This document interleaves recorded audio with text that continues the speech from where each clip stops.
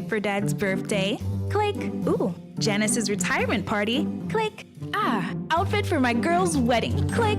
With TDC Airbox, you click, we ship. Register for your free US mailbox today and shop all your favorite stores online. Enjoy the convenience. Free consolidation up to £10. Competitive rates. Free package tracking account with live notifications. Free delivery and, of course, excellent customer service. Visit our website at tdcairbox.com and register today. For more information, visit our offices at the C.A. Paul Industrial Site in St. Kitts and Penny's Industrial Site in Nevis. Follow us on social media at TDC Airbox. TDC Airbox. You click, we ship. Terms and conditions apply.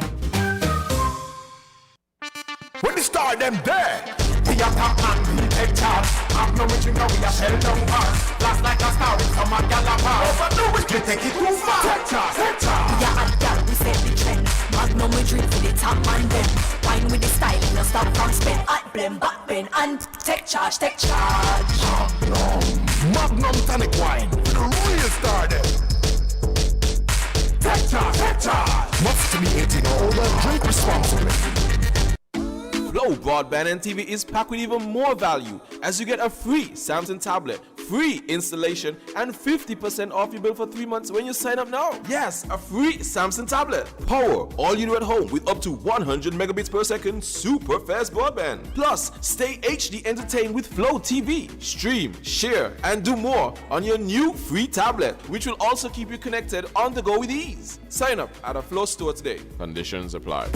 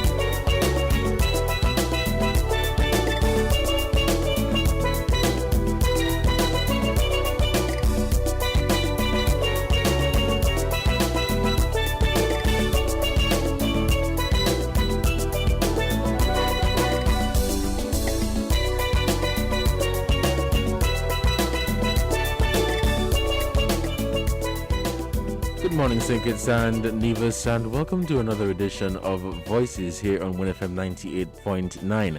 Good morning to all of you who have joined us in Radio Land. Of course, those of you who joined via social media, thank you guys so much. My name is Devon Cornelius, and I'm your host for today's edition of Voices.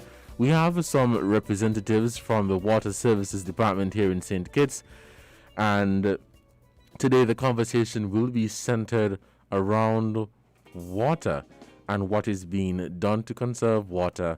And of course, they will go into other plans that they have to conserve water here in St. Kitts. Yesterday officially started the Atlantic hurricane season, so I just want to encourage each and every one of you to listen, and the experts from the Water Services Department would share the information that they have. But again, good morning, and thank you guys so much for tuning in. This is WinFM 98.9. For those of you who are interested in calling in later on in the program to pose your questions, you can call at 466-0989, 762, and 662. This is WinFM 98.9, another edition of Voices. Good morning, and thank you guys so much for accepting our invitation here at WinFM to be on our program. I'm going to allow you to introduce yourself and tell the public who you are and what do you plan to achieve today. Good morning. My name is Cromwell Williams. I am the acting manager and water engineer here in St. Kitts. It's a privilege this morning to be here in the studios of WinFM to talk about water. Water is life. It is critical to all facets of our existence and our development as a country and as a people. And we at the Water Services Department never give up an opportunity to come to interface with the public on this all-important aspect of our existence, our public water supply.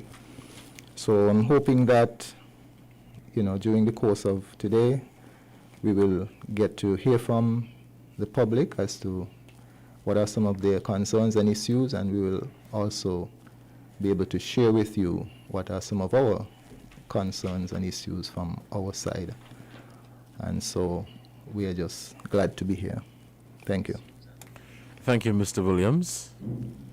Hi, good morning. My name is Ryan Phillip. I am the Assistant Water Engineer at the St. Kitts Water Services Department. I'd like to thank WinFM for having us here this morning. At the department, we're always happy to accept these invitations to interact with the public, as Mr. Williams said. We're currently experiencing a few challenges in terms of providing 24-hour supply of water to some residents throughout the country, and we welcome this opportunity to shed some light as to what the situation is and the way forward and how we plan to address it. So really happy for this opportunity, and I look forward to hearing from some of the consumers. Yeah. Thank you, Mr. Fuller. Good morning. My name is Shireen Awana, and I'm the Communications Officer, not particularly for the Water Department, but for the Ministry of Public Infrastructure. And like my colleagues, I would like to echo the same sentiments of gratitude for the invitation to have us here today. We always grab at any opportunity to dialogue and engage in meaningful discourse with the public as it relates to water. And as Mr. Williams would have so rightly indicated, water is a vital resource. And of course, we know that the public always look forward to hearing from us, whether it is to hear the information that we have to divulge to them or for them to ask us questions. And so again, we're happy to be here. Thank you so much, Ms. Warner. And again, allow me to express my profound appreciation that you guys have accepted our invitation to have this very timely discussion surrounding water and what our people should do and are expected to do here in St. Kitts to conserve water. Now, my first question would be, what is the department doing to encourage people to conserve water? Anyone can tackle this question. Okay, from a communications perspective, no doubt persons contact us on a regular, especially in instances when they don't have water. When there's a lack of water, persons become very concerned and aware of how important a resource it is. And so we we use that opportunity to encourage them to adequately prepare themselves, and as well as to do a number of things such as, you know, that we're experiencing a dry spell at the moment. Rather than using your water to do things that can be, you know, put on the back burner, such as washing your car, watering your lawn, those sorts of things, washing down your windows, washing down the house that might just have some specks of dirt on it. Use the water for where it is really, really needed, because we're in a dire situation. And so those are the appeal that we're making to persons. It is not an unreasonable appeal, we think. It only makes sense. It is as if to say, if you have food and you know that you're going to be without food for the next some amount of months, that you look towards the future and you plan accordingly, and you say, okay, we will only eat so much of what we have and put up some for the rest, saving for a rainy day, because you don't know what the situation is. And Mr. Williams will speak to this later, and Ryan, as to how dire the drought situation is, and this year in particular, how it has escalated. And so we would want people to know that we don't quite know actually what the water and the rainfall is going to be like. And so we want you to act as if the situation right now is as if we don't have a lot of water, which is really the case. Thank you, Ms. Warner. And I agree with you. I would say that conserving water should not just be something that you do whenever the hurricane season, is approaching. It should Precisely. be something that you do every day. Every day. But I want to ask you, Mr. Williams, in your capacity as the person in charge for that department, can you list some of the work that is being done to prepare for the upcoming hurricane season? Okay. Well, yes, today is June 2nd, and as we know, the Atlantic hurricane season commences officially on yesterday, June 1st, and goes down to the end of November. Hurricane season, we are told, I think the prediction is that this year might be above average. And so, of course, it behoves all of us to prepare as best as we can in every way to minimize, potential loss or damage to our properties and life. Hurricanes can have a serious impact on our water supply. Growing up as a small boy, we know that a few days after a hurricane would have passed, people would be heading water on their heads with their buckets. I must admit that in recent years, that might not have been so common a sight for most persons. And we would want to acknowledge that over the past years, 10, 20, 30 years, we've come a long way in the development of our water resources, because we would have drilled quite a lot of wells, and a significantly larger proportion of our water supply comes from groundwater, from wells, as opposed to the mountain sources. The mountain sources are still as they were 30 years ago. We still get about 2 million gallons from, the combined sources. But as demand has increased, we have met that additional demand by drilling additional wells. And so having develop more and more of our groundwater resources. We are a bit more resilient now to hurricane and such. So that is why after a hurricane, you would find that in most areas, the water supply can be restored. Sometimes it's never lost to begin with. Some persons would not lose water. And in some instances, you might have had a loss of supply interruption, but you would find that we are able to have your supply restored, sometimes within a day, sometimes maybe 2 days, depending on where you are and so on. And we sort of give ourselves a maximum of about 4 days. We don't think that persons will go without water beyond 4 days. We encourage persons, though, once an announcement is given that we are going to be impacted by a hurricane, that you store enough water for a couple of days. We don't want everyone to store too much water, and then, after the water comes back, some persons feel that, well, I have all this water stored, what am I going to do with it? I'm just going to end up throwing it away. But store enough water so that you can take care of your essential needs just after the hurricane, in the event that, your service is interrupted. What we normally do at this time, we would have tried to make sure that we have adequate materials, pipes, fittings, etc., so that in the event that we have broken pipes and so on, we can, repair them and have the supply restored. So that is what we would normally do. Pre-season, we would also make sure that, we have adequate fuel for our standby generators, because each well has a standby generator, so that in the event that SCELEC lines are down, and that might take a little while in some instances to be brought back up, the well we can restart the well, the pump, using our standby generator. So basically, that's what we do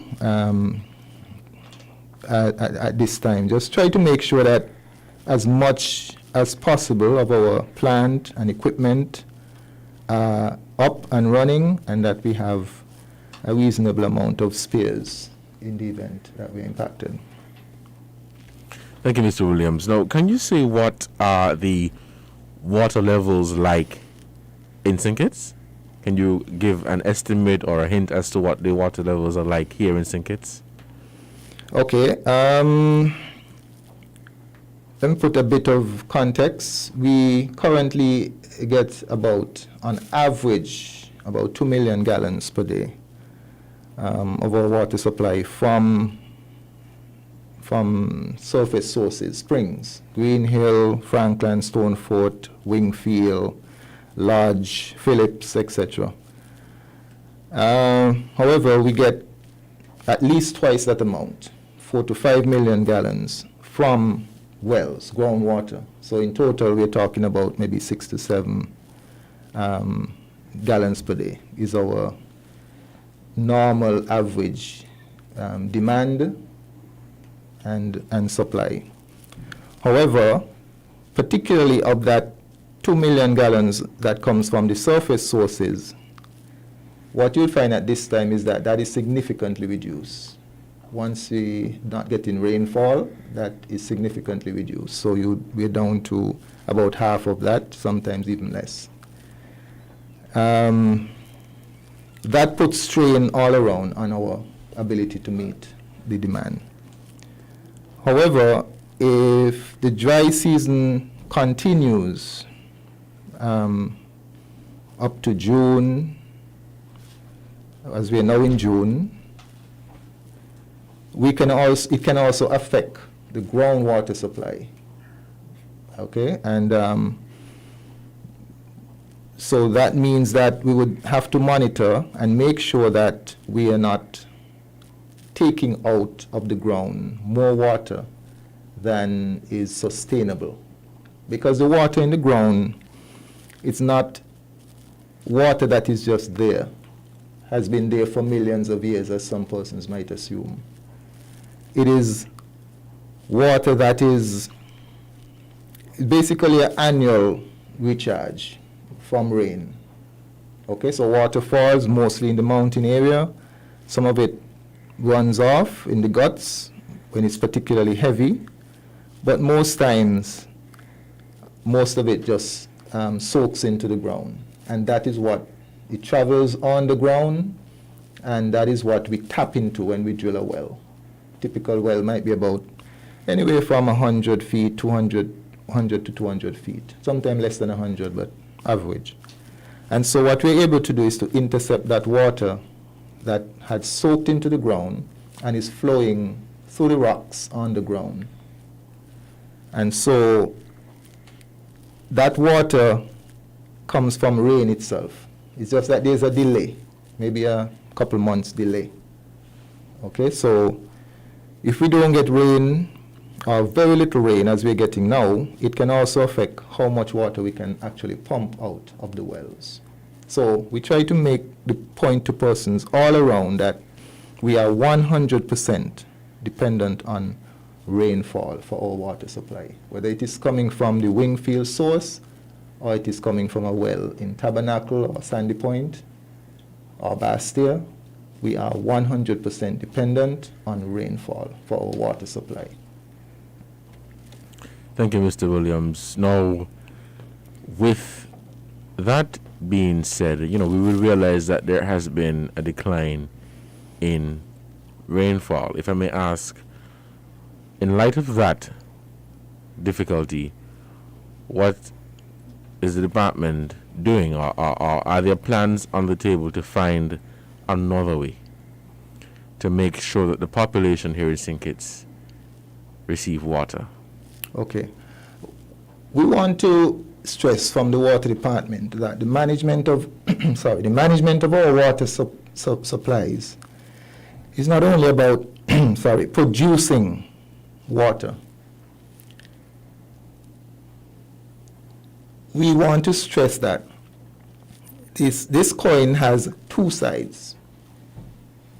It is the production side, as I said, whether we capture the water from the mountains or we capture it through the wells. That is the production side. But that is only half, that is only one side of the coin.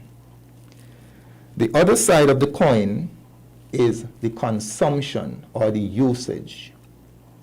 And at the water department, we are making a very strong plea to every person in St. Kitts that we have to start changing how we use water.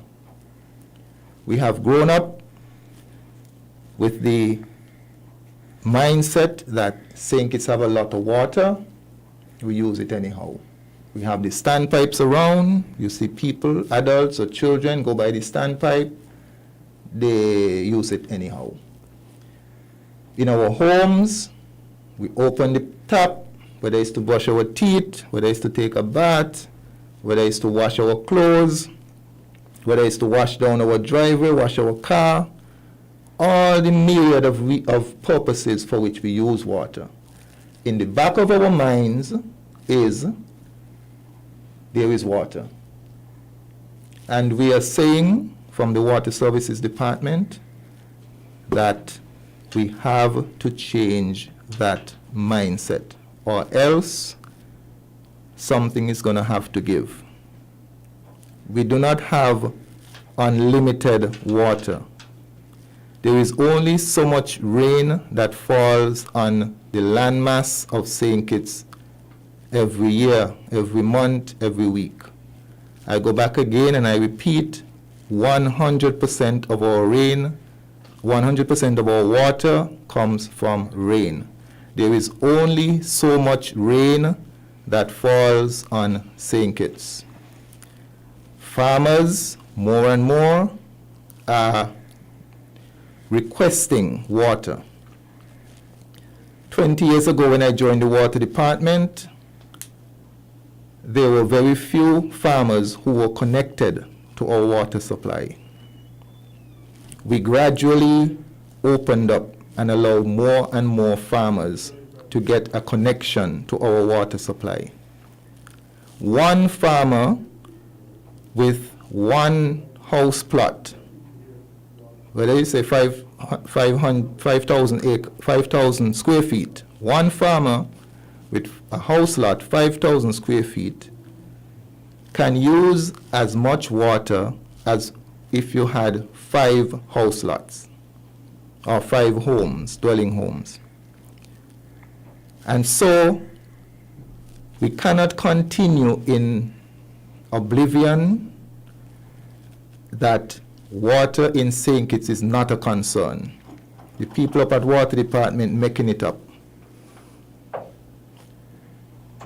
The obvious option, is of course desalination, turning seawater into fresh water. It is a technology that has been around for decades. Matter of fact, a lady was reminding me recently, she said, way back when over at Banana Bay on the Southeast Peninsula, there was a small hotel out there. I think it was operated by OTI.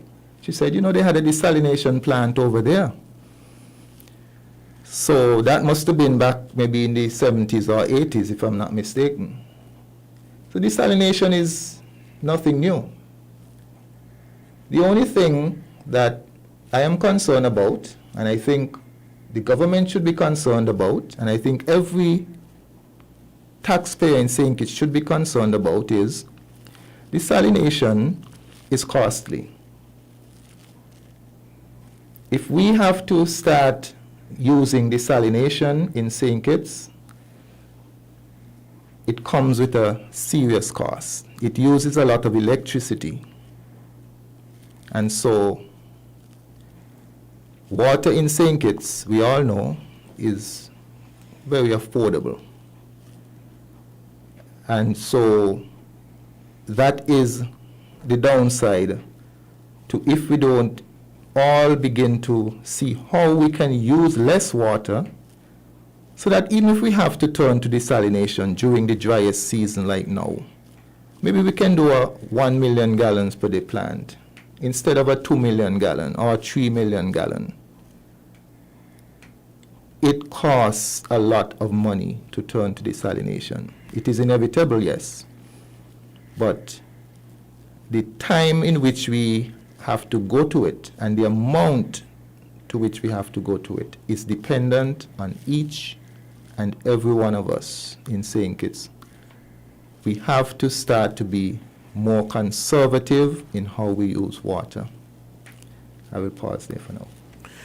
Thank you, Mr. Williams. And before we take this short break to say thank you to our sponsors, I too would want to add that, some people have this notion that, well, I'm paying for the water, so I could use it how I want, when I want.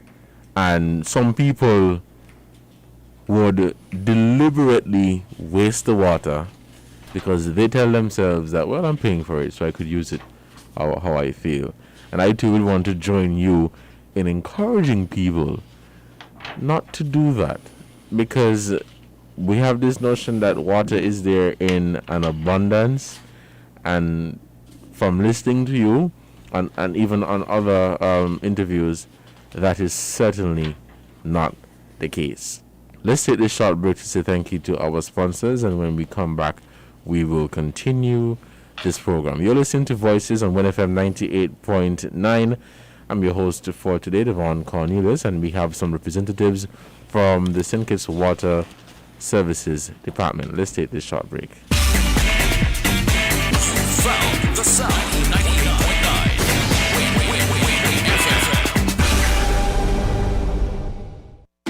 Flow Broadband and TV is packed with even more value, as you get a free Samsung tablet, free installation, and 50% off your bill for 3 months when you sign up now. Yes, a free Samsung tablet. Power all you do at home with up to 100 megabits per second super fast broadband. Plus, stay HD entertained with Flow TV. Stream, share, and do more on your new free tablet, which will also keep you connected on the go with ease. Sign up at a Flow store today. Conditions apply. Buying your medication is easy with City Drug Stores curbside pickup. WhatsApp our certified pharmacist at 662-8769 with your requests. For prescriptions, take a clear photograph and send for review.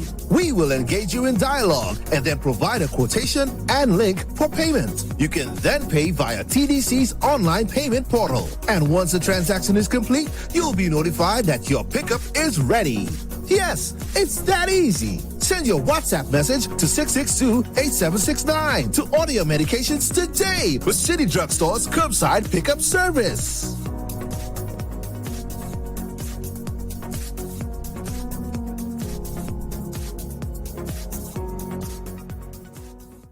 Cool.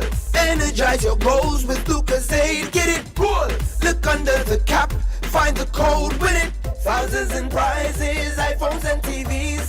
Or win 30 grand US dollars for your goals. That's goals. For a chance to win 30,000 US dollars. Purchase any Lucozade Energy promo bottle. Look under the cap and find the code to win iPhones, TVs, and free Lucozade for 30,000 US dollars to energize your goals. See website, social media, or press for details. Lucozade, taste the energy.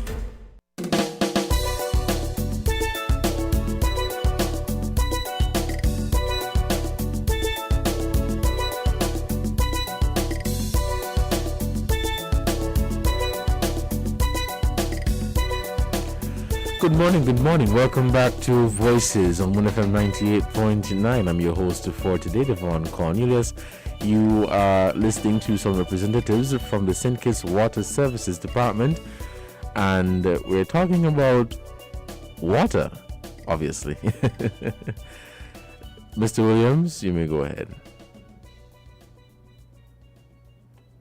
Break. Just before we went to that break, you mentioned that sometimes, some persons might take the view that, hey, I'm paying for my water, so I can use it anyhow I want. I just want to indicate that we certainly would hope that, persons would not take that position. I said last time I was here in the recent press release at NEMA that show your love for your neighbor by using less water. And if force have to be brought to bear, I want to quote from our legislation, the Water Courses and Waterworks Act. Section 12, discontinuance of water supply, 12.1 says, without prejudice to the payment of water rates to the board, that means even if you're paying your bill, the board may regulate or suspend the supply of water to any premises in the event of drought or to enable an examination of any water service of any part of the waterworks, etc., etc. And we have basically declared that we are in a drought condition. So I have asked my good colleagues at the department when they are out and about and if they see someone using water in a way that is not in keeping with the current drought conditions, we can take action. The law gives us permission to exercise action. It says in Section 2, the board may, without prejudice to any other right or remedy of the board in any of the circumstances mentioned hereunder, cut off or disconnect the supply of water to any premises. A, where the water rate in respect of the premises has remained unpaid for 7 days after the same has become payable under these regulations, and B, where there has been undue waste or improper use of the water. So we just want to let persons know that we're seeking your kind cooperation at this time. We are in a drought condition, and please work with us in terms of using water as wisely, as minimally as possible. Thank you. Thank you, Mr. Williams. My next question would be, how much rain would need to fall to get us out of this current water crisis? Well, That's a very interesting question, Mr. Cornelius. What I would start by saying is a water crisis is caused by an increase in demand. We're unable to meet the current demand of our consumers. And as Mr. Williams would have indicated earlier, there are two sides to the coin. There is a production side in terms of us collecting, storing, distributing the water. And then there is the consumption side. If it is that consumption continues to increase, there is no amount of rainfall that we can get to meet this demand. It would be very difficult. And that's why we're here today to make the plea to the customers, the consumers, the water managers, that unless we change how we view water, how we use water in our daily lives, it would be difficult. It doesn't matter if it rains every day for the remainder of the year. I mean, of course, it would help. But to meet the demand, to solve a water crisis, we need to focus on the consumers. We need to get persons to understand that what they do in their houses, what they do at their workplace, it has consequences, you understand? It contributes to the water crisis, as you called it. So, yes, I cannot quantify how much rain would need to fall for us to get out of the crisis, because it depends on how we use our water, how we continue to consume water. So that's why we think public awareness, that's why we're here today. In the past, the water department hasn't always been out there in the media and what's that, and we've tried to increase our media presence. And in doing so, we always find that, the most important point to get across is conservation. The most important point is, all right, water is, although they might call it an infinite resource, a renewable resource, it is not infinite. And we need to clamp down on our consumption and ensure that we use this water, this very precious resource, for essential purposes only. Thank you, Mr. Philip. Now, in Nevis, where I'm from, I know most homes have a water system, whether it's built in or you have a tank. And, in my village, I would say every other house has a water system or a tank. Is that the case here for St. Kitts? And if not, why? Okay, no, that's not the case in St. Kitts. There are certain areas in St. Kitts where it is required by law or by covenant. A covenant is a requirement that is placed on the land when you purchase the land. So in some areas it is required by covenant. In other words, when you buy a piece of land in that area, you are agreeing that you will abide by certain rules. And in some areas, one of the rules and condition is that when you build your house, you will build a cistern. In Frigate Bay, it is required by the state as part of the regulations for building in Frigate Bay. Every house in Frigate Bay is required by law, by regulations, to have a cistern. Some persons put it in on the plan, and then when they come to build, they don't build it. Some build it, and then they forget about it, and so. And the purpose for having that cistern is, even if you don't spout your roof and catch water from your roof, because in a time like this, when no rain is falling, having your roof spouted wouldn't help you. But the idea of having a cistern is that you can store your own water. So even if there is an interruption from us, from the public supply, for a day or two, or several hours, or a day or two, you should have storage on your property to help to balance out that interruption so that you shouldn't really suffer much inconvenience. Unlike electricity, which is a similar utility service, we can't store electricity. You can have a backup generator so that if electricity is out, you can continue your services. The equivalent of the backup generator for electricity, for us in water, it is a cistern. And so, while it is not a requirement across the island, as I said, there are 1 or 2 areas where it is required, and I think we are very close to making it a requirement across the board. But you don't have to wait for the government to tell you to put in a cistern when you build, or to add one afterwards by purchasing, some kind of storage container. Most of us would know the black tanks that quite a few persons have.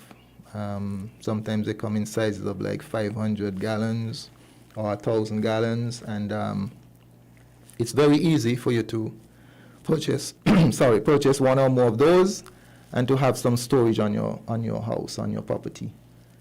I think, again, in Nevis, traditionally, I think Nevis would have had, back in the days, a less reliable public supply. One might argue that they have a more regular supply today. I don't know. But growing up back then, I think Nevis, because they had a less robust and regular public supply, persons realized that they had to depend on themselves, and so the culture, I think, in Nevis was to build with a cistern. St. Kitts, on the other hand, we had a fairly robust and regular supply from the public supply, and so we never had that culture really in most of St. Kitts. But times are changing. Life is not static, life is dynamic, and we've heard a lot of talk about climate change or climate variability, and I think that we are seeing what I would definitely call climate variability. We looked at the rainfall data for the first 4 or 5 months of this year, and it was not looking good. For January to April, we had 6 inches of rain this year. Last year we had 12 inches of rain. And the long-term average is about 15. May, in particular, normally over the long term, we tend to get some rain in May. So sometimes you have to go down, dry, and then for some reason you'd get some rain in May, and then it'll go back dry in June. Not this year. May, from what I gathered, up to the 28th of May, we had about 0.6, less than 1 inch of rain.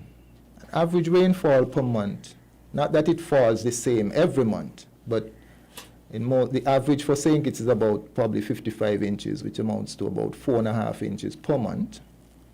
Of course, we get the dry season and the wet season.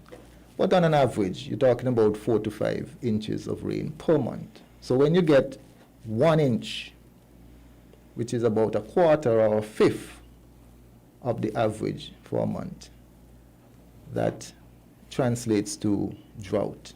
And that translates to people must take this thing serious. People, sometimes we don't take things serious until it reaches crisis proportion. We don't want it to really reach crisis proportion, but we want persons to understand that we don't control the elements. We don't control rainfall. Water Department does not control the rainfall. True, there's a general pattern, but what we're saying is that the scientists are saying that that is changing. Climate is changing, and we are seeing some things that are definitely signaling in that direction. We expect the rain to start falling soon. What if it doesn't? What are we going to do? I leave that as a question. Thank you, Mr. Williams. As we continue, it's just 11:47, so we wrap up at 12 for the headline news. If I may continue, My question would be, has there been a steady decline in rainfall over the years in St. Kitts? And is this the worst it has ever gotten? I have not looked at recent rainfall data enough to answer that question. What I could say is that I think I've read somewhere in the literature that that might be the case. And I think that some years back, when I was doing my research for my master's thesis, it did indicate at that time, but that time I was looking at data from way back in the 70s up to the 90s. And I think over that 20-year period, there was a decline.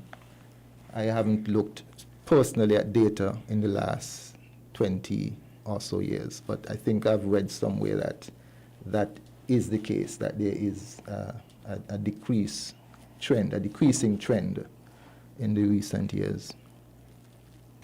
Thank you, Mr. Williams. Now, I have two more questions to pose, and we're going to open the phone lines quickly to get some calls in. Now, in our current position, what is the likelihood of St. Kitts importing water? And if the water department were to charge the actual monetary price of water, how expensive would it be for consumers? Anyone can tackle those questions. Well, in the short term, I don't foresee us importing water. I think that is something that is beyond us at this point. What we have to try to do now is make use of what we have. The true value of water, it's funny that you would mention that we are very privileged as an island state to pay what I think is about $20 or just thereabout for 2,500 gallons of water per month. From reading through literature as well, I would have found out that that is one of the lowest rates in the Caribbean to date, the $20. And it truly doesn't reflect the true cost of water. The energy production, the manpower, the materials that go into distributing water from 24-hour periods. It's a very expensive process. I cannot give an estimate for what the exact cost would be, but I'm sure it would be about doubled. What I would want the public to think about, though, is how much they pay for bottled water. How much they pay for, let's say, a 5-liter bottle of water. 5 liters is about 1 imperial gallon, I think. We pay about $3 to $5 for 1 gallon of water. And I'm telling you that for 2,500 gallons, you're paying $20. No, 8. You're paying 8? Okay, yeah. So of what the exact figures are, there is a big disproportion in what we pay and what the true cost is. And this is one of the things that we want the public to be aware of. For those persons saying, I pay my water bill, so I can use it however I need to use it. Right. And you know, not to cut you off, it is important that people hear this and understand it. Because that is a perfect example. You would pay $5 for a gallon of water versus 2,500 gallons. $8. So that is, I can't find a word to describe it. I really can't.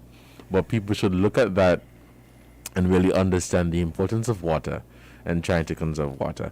We're going to open the phone lines now to take some calls. The numbers to call are 466-0989, 762 and 662.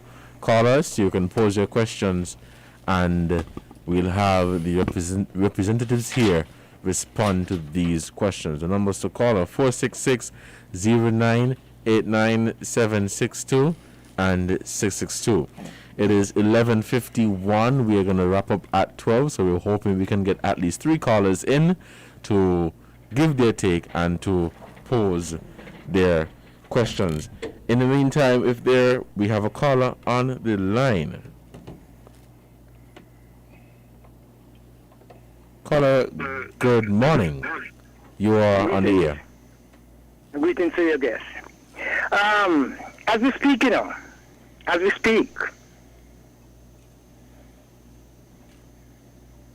fact that water is overrunning in systems in certain places in the mountainside, in different places in St. Kitts. Isn't it a fact? Okay, you're not answering. I'll hang up and listen. Okay, yes, that's a very good question the person has raised. We have quite a number of storage tanks, and it is not impossible, and it does happen from time to time that those tanks will overflow.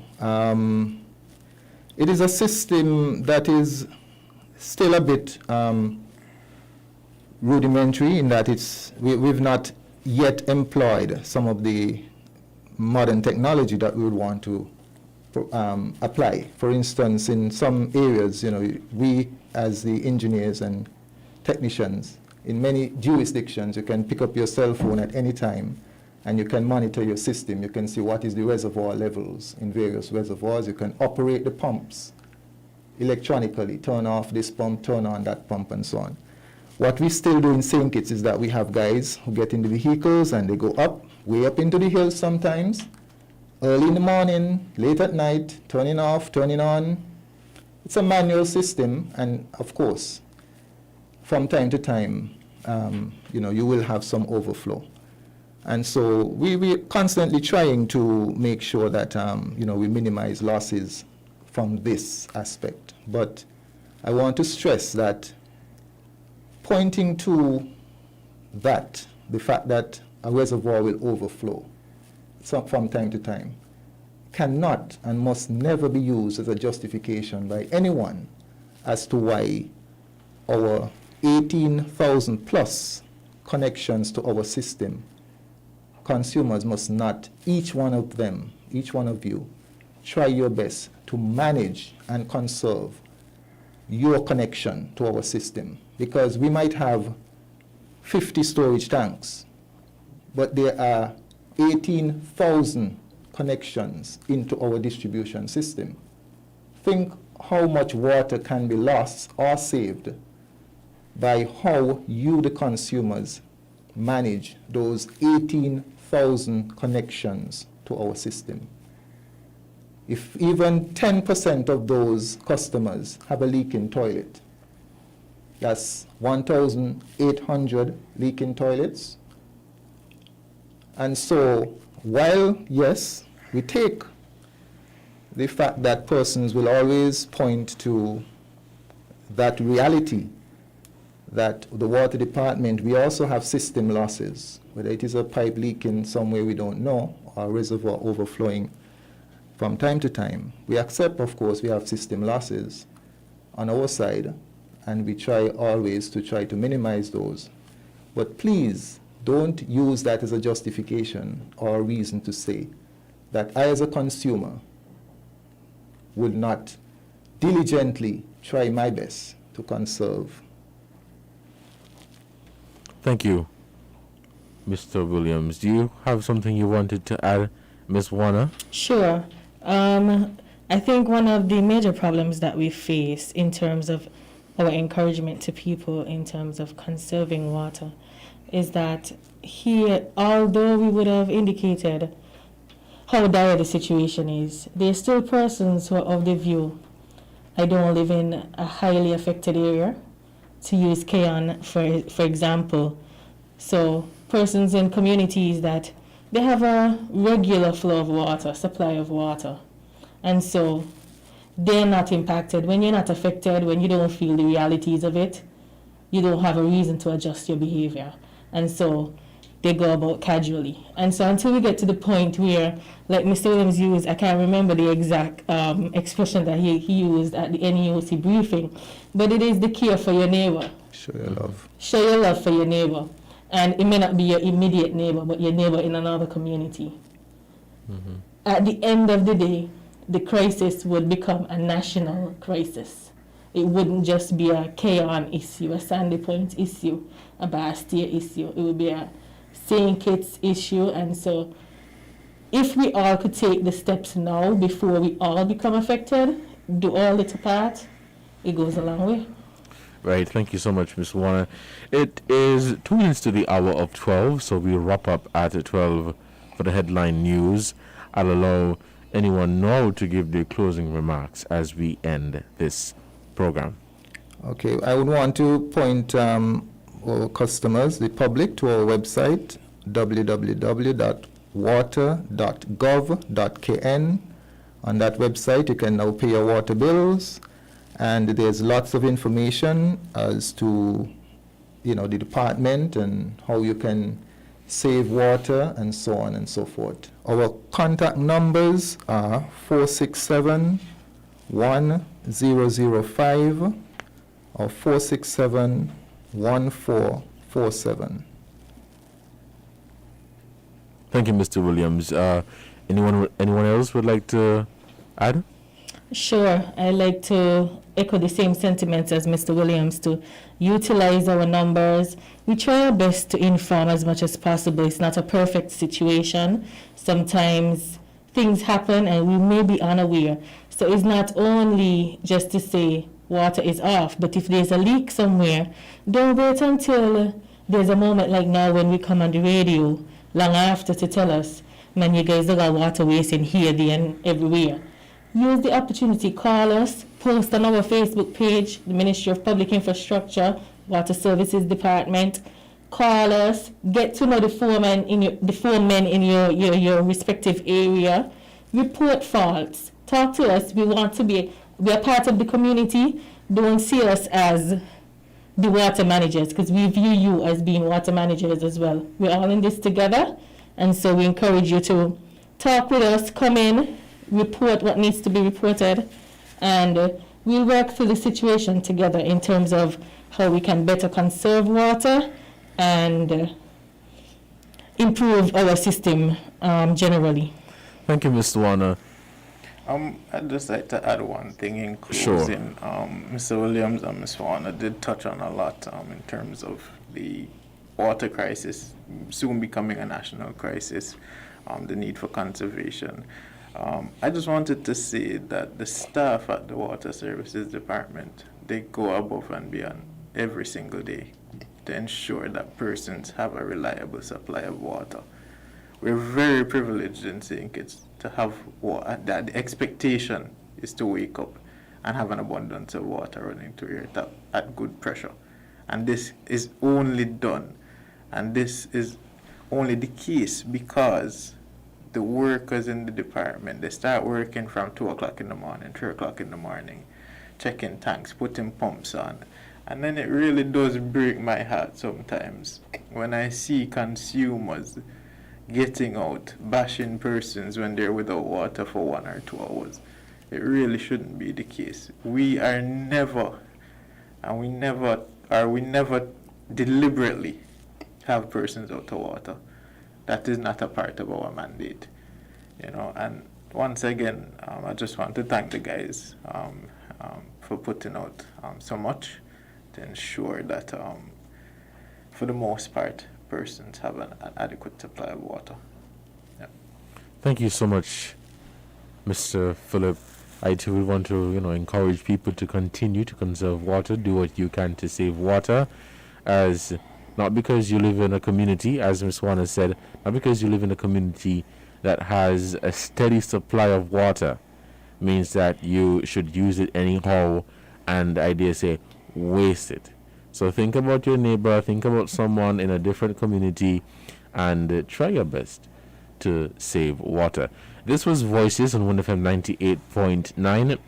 And we had some representatives from the St. Kitts Water Services Department. And of course, the conversation was centered around water. We are going to take a break now for the headline news, and I'll be back at 12:30. I am Devon Cornelius. Thank you guys so much, and stay tuned to 1FM 98.9. Have a beautiful lunch.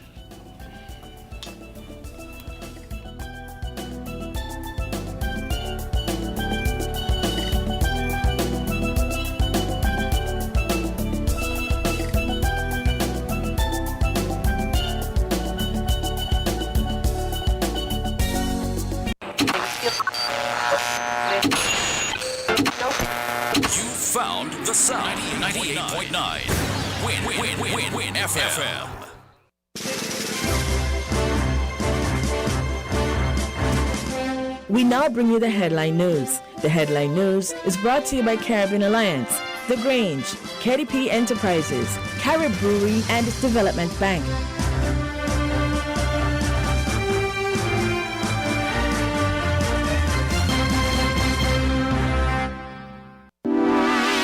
Shipping your cargo shouldn't be a hassle. It can be as easy as a single call to Amerijet International, your worldwide cargo transportation solution. We provide all the services you need to ship your goods anywhere in the world, whether your shipment is fresh, frozen, large or small, alive or hazardous. You can count on Amerijet to deliver it safe and sound. Amerijet International, by land, sea or air, we get it there. For more information, visit us online at www.amerijet.com or call us at KDP Enterprises at 466-9595. We are faced with tough decisions every day, but choosing the right home or motor insurance shouldn't be one.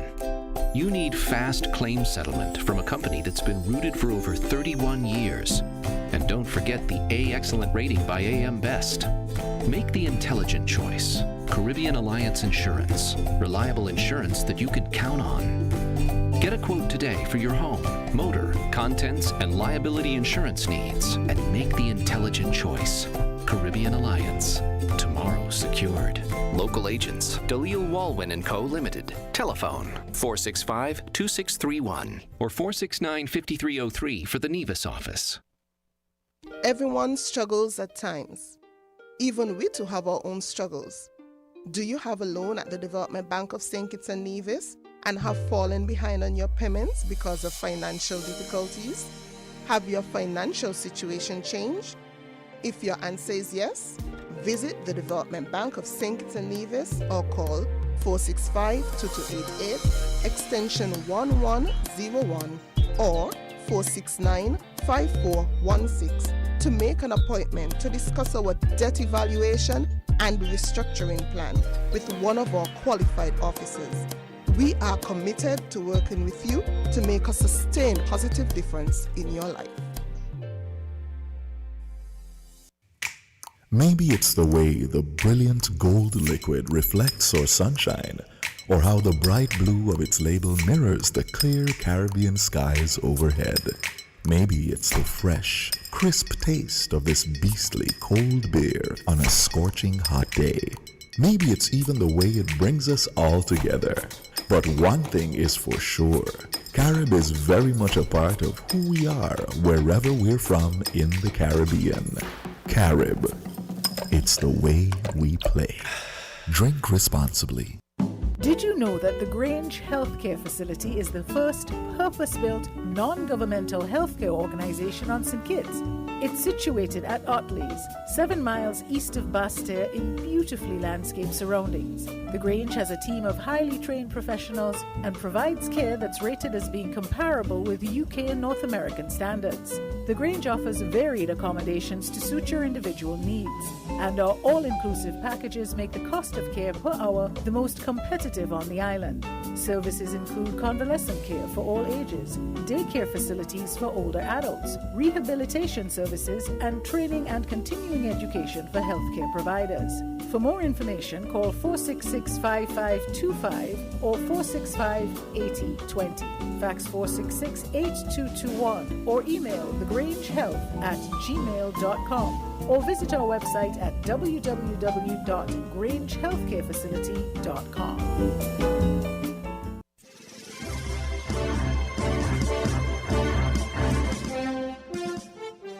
With the Win Headline News, I am Kevon Brown. And I am Devon Cornelius. Making the headlines, 20 tickets issued and 6 arrested for breach of COVID-19 protocols.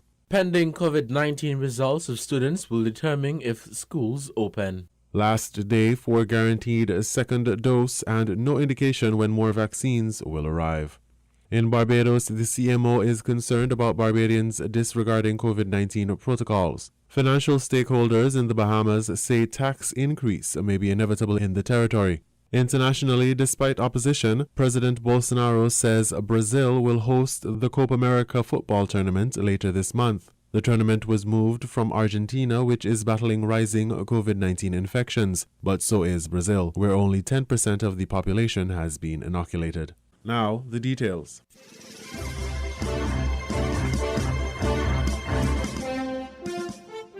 $20 tickets were issued for failing to wear a mask in public. That is according to Superintendent Cromwell Henry during the emergency briefing hosted by the National Emergency Operations Center on Tuesday, June 1st. There were a few establishments over the weekend whereby the police had to force close them long before the 10 p.m. recommended time, because these bars were in violation of the COVID-19 protocols, particularly the protocols with respect to social, physical distancing and sanitization. They were overcrowded, in other words, and so they were forced to close. The operators of these bars, they were issued with tickets.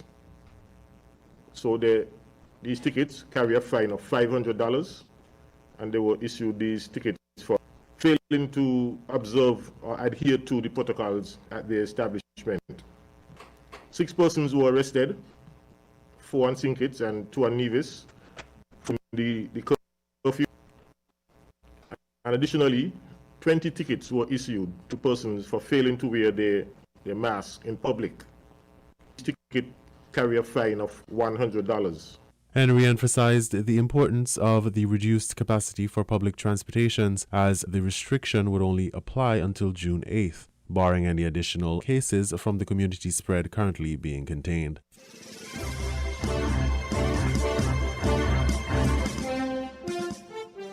The results of students in self-quarantine will be a determining factor for the reopening of public and private schools in St. Kitts and Nevis, says Chief Medical Officer Dr. Hazel Laws. That announcement came during the June 1st, 2021 edition of the NEOC COVID-19 press briefing. We have students, 6 schools that are being monitored. They are in self-quarantine. They are contacts of cases. They are in self-quarantine. They're being monitored. And then later this week, we will be doing them. The results of the tests will determine the way forward in terms of the reopening of schools. And so, yes, if all the tests return negative, and if we do not have any other schools implicated through our contact tracing process, there is a likelihood that schools will reopen. Acting on the advice of the COVID-19 task force, the Ministry of Education took the decision to close all public and private early childhood, primary and secondary schools in the Federation effective May 25, 2021. For 2 weeks in the first instance. During the physical closure of schools, teachers will be expected to work from home using available online platforms to ensure that students continue to receive necessary instructions and guidance.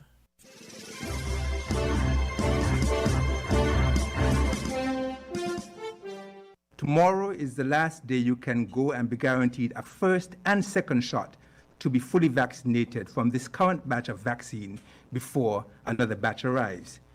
Even after, you can continue to come in and get your first shot, as this will give you a 76% before you get your second dose. So says the medical chief of staff at the Joseph N. France General Hospital during the emergency briefing hosted by the National Emergency Operations Center on Tuesday, June 1st, emphasizing health officials' commitment to use every shot. After June 2nd, people will be given a 12-week interval until the next dose, as St. Kitts and Nevis seeks to secure more vaccines. Currently, there is no indication as to when the next set of doses are expected to arrive in the Federation. Of when we expect to receive next batch of vaccines, currently in word on the date for the next batch, but we are hopeful that as soon as we get it on the exact, we will come back and provide that information. Thank you. Explained Akila Byron Nisbet, Minister with responsibility for health. 60% of the targeted population, 33,037, have received the first dose, and 23% of the target have received the second dose and are on their way to being fully vaccinated. 4 weeks and 13,851 doses to go.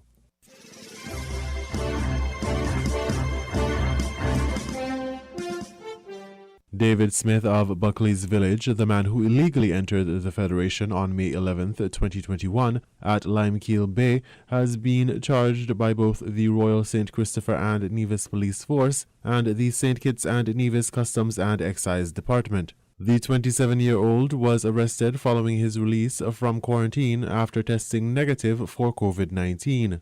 Smith was charged on May 28th for the offense of entering a port that is not recognized as an appropriate port of entry, and on May 31st for the offense of entering the Federation without permission of the Ministry of National Security. On May 30th, he was charged by the Customs and Excise Department for the offenses of failing to file a declaration with a proper officer, arriving in the Federation in a vessel at a place other than a notified place by a customs officer, failure to report directly to a customs or a police officer upon arrival into the Federation, and failure to produce a certificate of clearance. He has been remanded to Her Majesty's prison.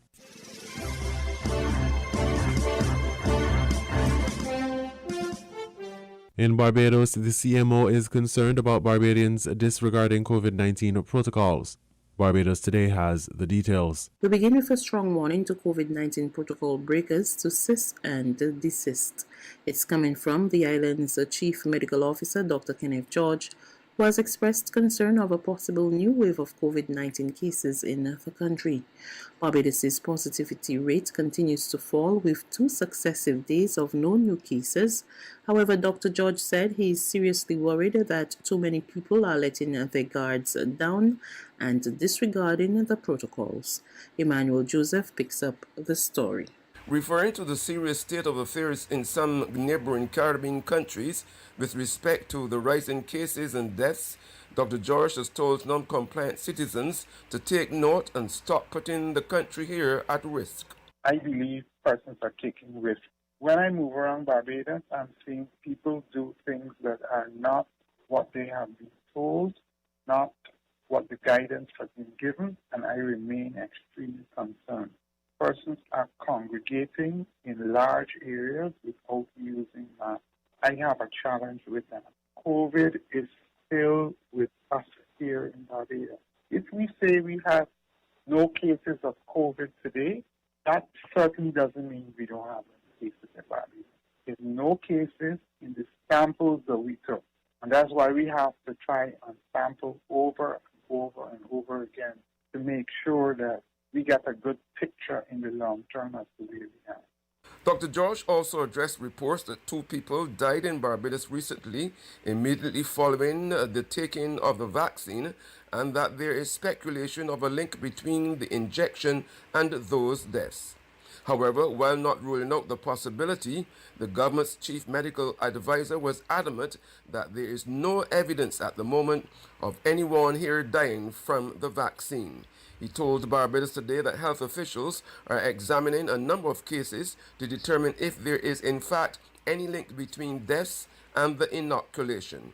Fortunately, in Barbados, we have an active surveillance system that manages all the cases that are mild, moderate, and severe, even those that the outcome was the death of an individual.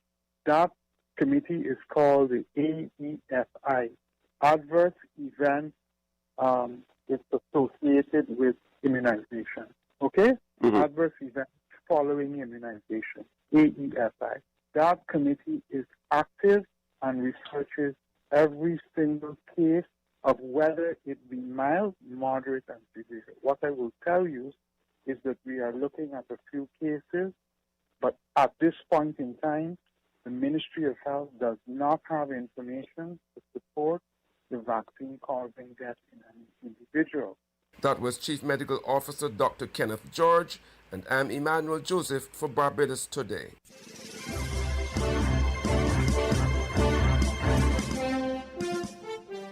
Financial stakeholders in the Bahamas say tax increase may be inevitable in the territory. Eyewitness News has that report. Well, financial analysts are expressing their concern tonight about increased levels of borrowing by government that they say are exacerbating the country's national debt.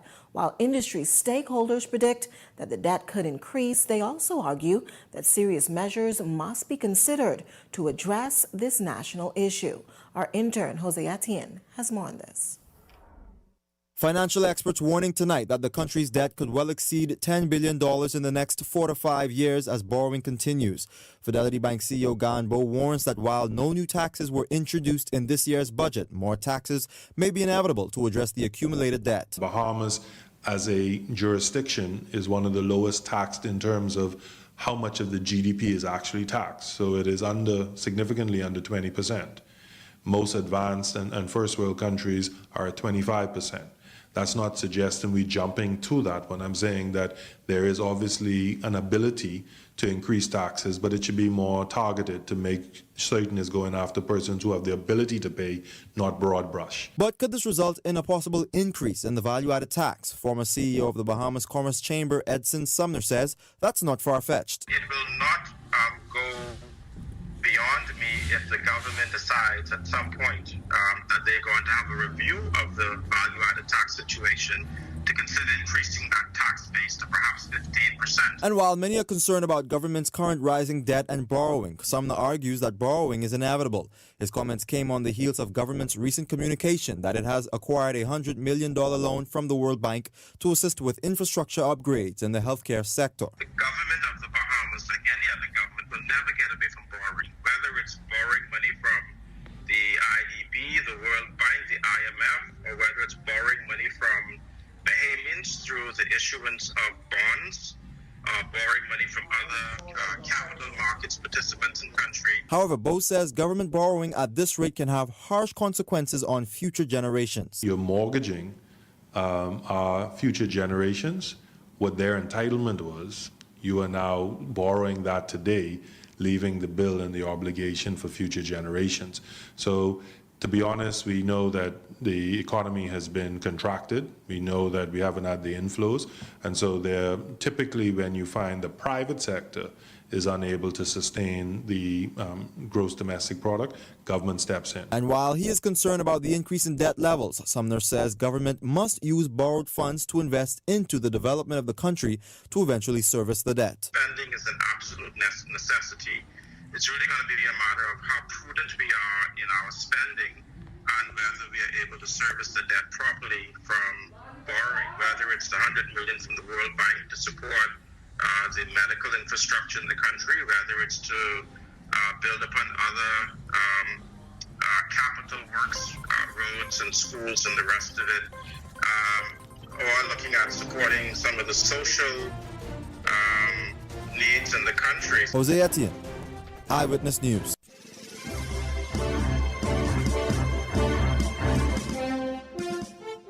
We now bring you these international reports.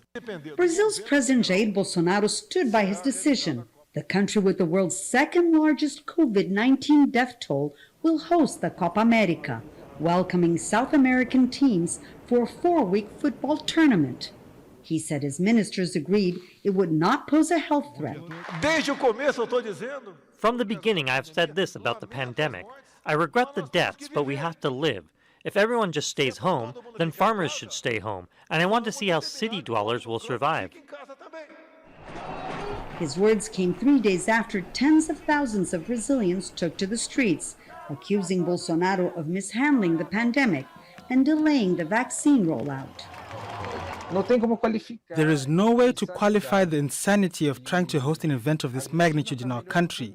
Argentina and Colombia are doing better than Brazil in terms of the pandemic, but they both withdrew as hosts of this tournament. Congressmen also voiced their outrage. Senator Renan Calheiros, rapporteur of the Senate committee investigating the government's handling of the pandemic, said Brazil was set to host a death championship. Since I cannot appeal to the President, to the Health Minister and the Brazilian Football Confederation because they're all denialists, I want to appeal to the Brazilian players. Neymar, don't accept holding the Copa America in our country. It's not only on the streets and in Congress that people are discussing whether Brazil should or should not host the Copa America. This debate has ended up in the Supreme Court. The opposition Workers' Party has asked the judiciary branch to stop the championship. A Supreme Court justice has given the president 5 days to explain the government's last-minute decision. Bolsonaro, though, is pressing ahead with the plans and has announced that at least 3 cities, besides Rio de Janeiro, have agreed to host the matches. Monica Yanakiev, Al Jazeera, Rio de Janeiro.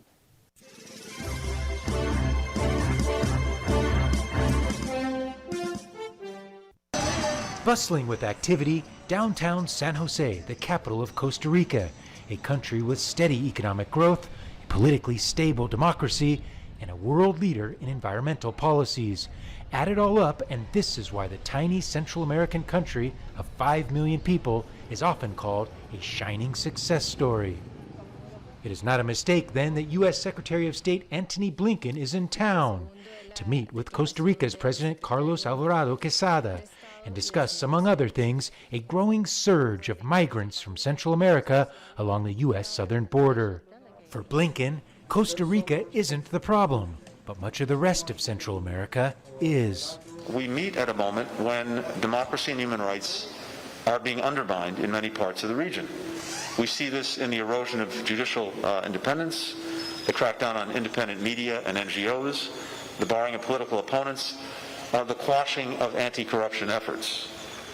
In April alone, a record 178,000 migrants were stopped at the southern U.S. border trying to enter the U.S.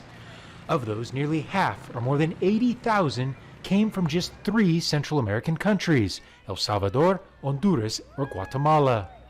The U.S. has contentious relationships with the leaders of all 3 countries. In El Salvador, President Nayib Bukele recently fired the Attorney General and all members of the Supreme Court in what Washington views as an illegal power grab. In Honduras, President Juan Orlando Hernandez is under investigation in the U.S. for alleged drug trafficking. And in Guatemala, the president there has been accused of trying to undercut the courts and remove anti-corruption judges in a move seen as an erosion of democracy. It's clear the Biden administration sees an urgent need to regain partners here in Central America despite the challenges. Blinken's trip comes ahead of Vice President Kamala Harris's trip to Guatemala and Mexico next week. But Central America is changing. No longer do all the countries here in the region automatically say yes to everything that Washington wants when Washington wants it. And increasingly, more countries here are speaking with different voices, voices that often run contrary to the interests of the United States. Gabriel Elizondo, Al Jazeera, San Jose, Costa Rica.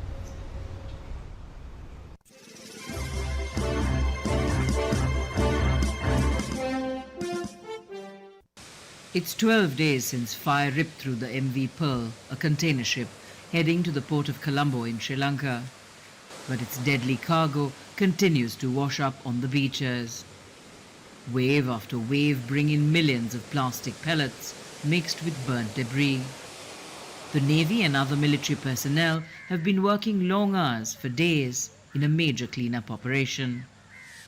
But the cost to the environment is more difficult to quantify. What this ship has created is a monstrous environmental hazard which is not only for today but for generations to come. Dr. Pereira says the 25 tons of nitric acid from the ship have had a devastating impact on plankton, algae, small fish, breeding grounds and coral.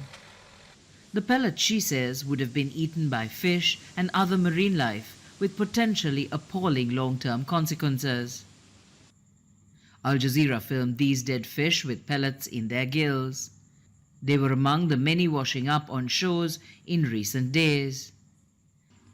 This turtle was found on a beach further south. The Wildlife Department, which carried out tests on the carcass, said distinctive markings on its shell were defaced, probably by the effect of acid. Micropellets were found in its stomach. The government has struggled to deal with the disaster because it lacks specialist firefighting equipment, and that's angered environmentalists. if there is a ship in distress, if there are issues, the first thing that you do is you look to see whether we have the equipments and the personnel to handle it. If you can't, don't take it into your waters. And I believe the Sri Lankan government took it in thinking of compensation. Local fishermen have also felt the impact, adding to the problems they already faced. First, we had COVID and couldn't go fishing, or people weren't buying our catch. Second, there was a cyclone and we were asked not to go to sea for about 5 days. Only God knows the difficulties fishermen face. The third hit was the ship catching fire. During all of this, fishermen were told not to go to sea. This is ordered quickly, but no one looks into how we can survive. Salvagers brought in by the ship owners boarded the smouldering wreck on Tuesday. As there were concerns, the vessel was taking in water. Traces of oil or sediment were also seen washing ashore. President Gotabaya Rajapaksa has ordered the ship be towed into deeper seas to prevent further pollution. Experts say the impact of what's being called Sri Lanka's worst marine environmental disaster will be felt for a long time. Looking at the blanket of plastic and burnt debris, it's hard to imagine that any amount of compensation will make up for the damage. Minel Fernandez, Al Jazeera, Colombo.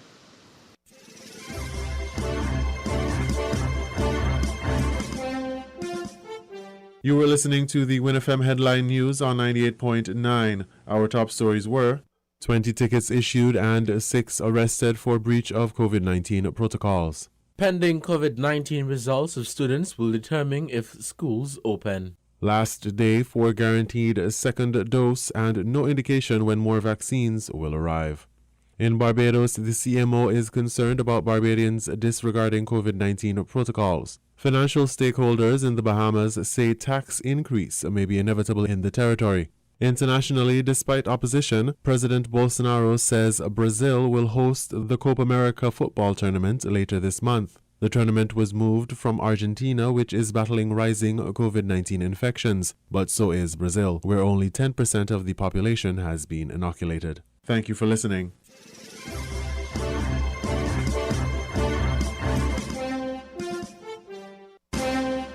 That was the WinFM Headline News. The WinFM Headline News was brought to you by Caribbean Alliance, The Grange, KDP Enterprises, Carib Brewery, and Development Bank.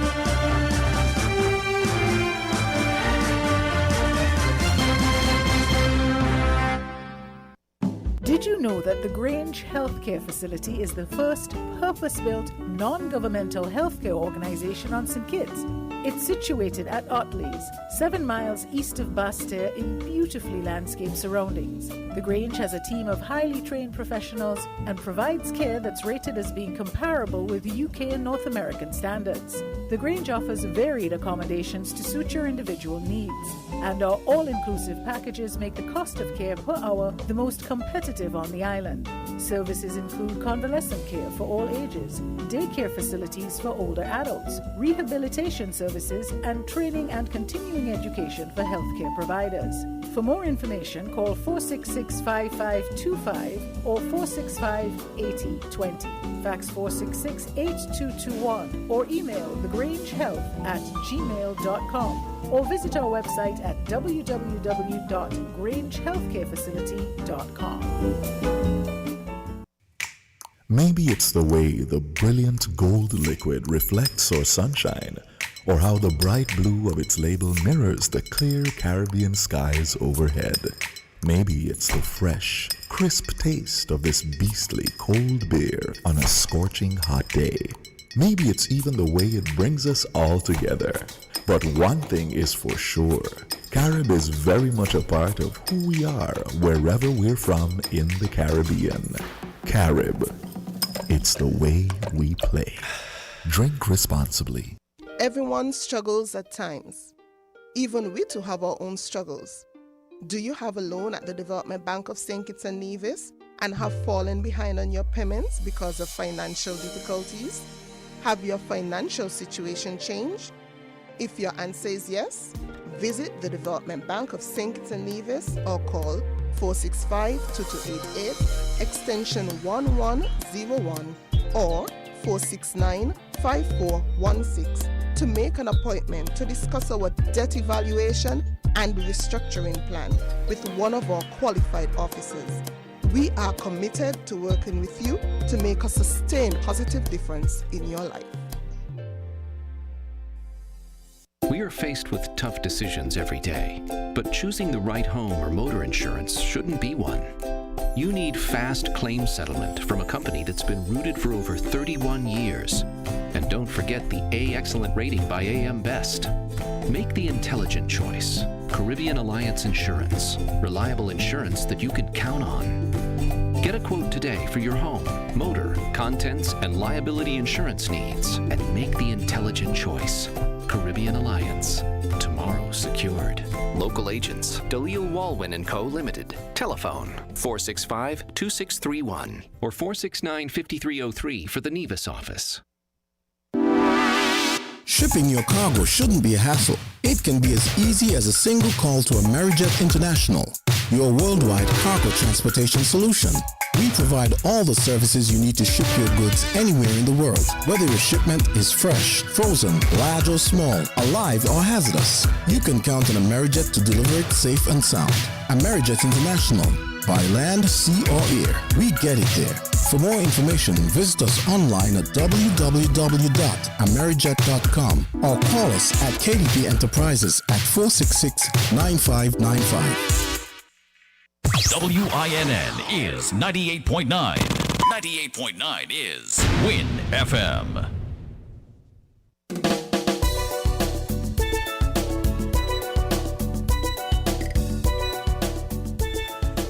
Good afternoon and welcome back to Voices on WIN FM 98.9. I'm your host for this afternoon, Devon Cornelius, and we have in our studios for this afternoon again the representatives from the St. Kitts Water Services Department. We have Communications Officer Ms. Warner, Acting Manager Mr. Williams, and as well as Mr. Phillip. We are back and we're going to continue this conversation with regards to water and water conservation. Of course, later on in the program, we will open the phone lines so that you could participate, send your questions, and be a part of this program. For those of you who are just tuning in, the numbers to call later on will be 466-0989, 762, and 662. This is WIN FM 98.9. Thank you guys so much for tuning in. We're back. Now, there are some questions that came in from members of the public, and they inquired about the website such as the social media pages and platforms for the St. Kitts Water Services Department with regards to updating these platforms with the relevant and timely information so that consumers could be aware of what's happening at the department. Ms. Warner, can you speak to that?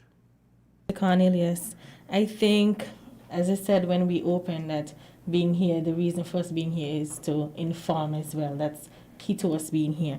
And perhaps the person who posed the question, they may not be aware that the reason why they're not seeing updates on the water services Facebook page is because we now use the Ministry of Public Infrastructure Facebook page to release all notices regarding all infrastructural related matters, whether it is water, public works, post office. And so I'll want to refer the person to that Facebook page again. It is the Ministry of Public Infrastructure. And on that note, we're in the process of updating our website to make it more user-friendly. And so in the very near future, we'll be adding links to our social media pages right there on the website as well, and updating it with the same notices as well. Thank you so much, Ms. Warner. Now, there were some of the questions that came in from the members of the public that I would like to pose. Are there areas, now there are areas in St. Kitts where water is still being carried by pipes containing or are referred to as asbestos. Can someone respond to this question? Sure. Yes, there are still pipes in our system that are made from asbestos cement. We would have done the necessary research, and I will point persons to the World Health Organization, WHO. The WHO provides guidelines and standards for drinking water quality, and so there are quite a number of constituents, chemicals that are specified as to what are their limit, what is the maximum safe value limit in drinking water. So in St. Kitts, we carry out monthly tests on our water. We test for substances such as the metals, sodium, calcium, iron, and so on. We also test for the bacteriological quality of the water. And this is done by the multipurpose lab. We also have our small in-house lab where we do spot checks. So asbestos, I know when persons hear asbestos, they think of asbestos as a carcinogenic material and so on. And primarily that refers to where it was used in roofing materials and so on. And the fibers, the asbestos fibers, when inhaled, they eventually found out can lead to, I guess, forms of lung cancer. So if you go on the WHO, World Health Organization website, and you look for asbestos cement pipes, you would see that they have indicated that all of the research has indicated that the use of asbestos cement pipes is not a threat to health.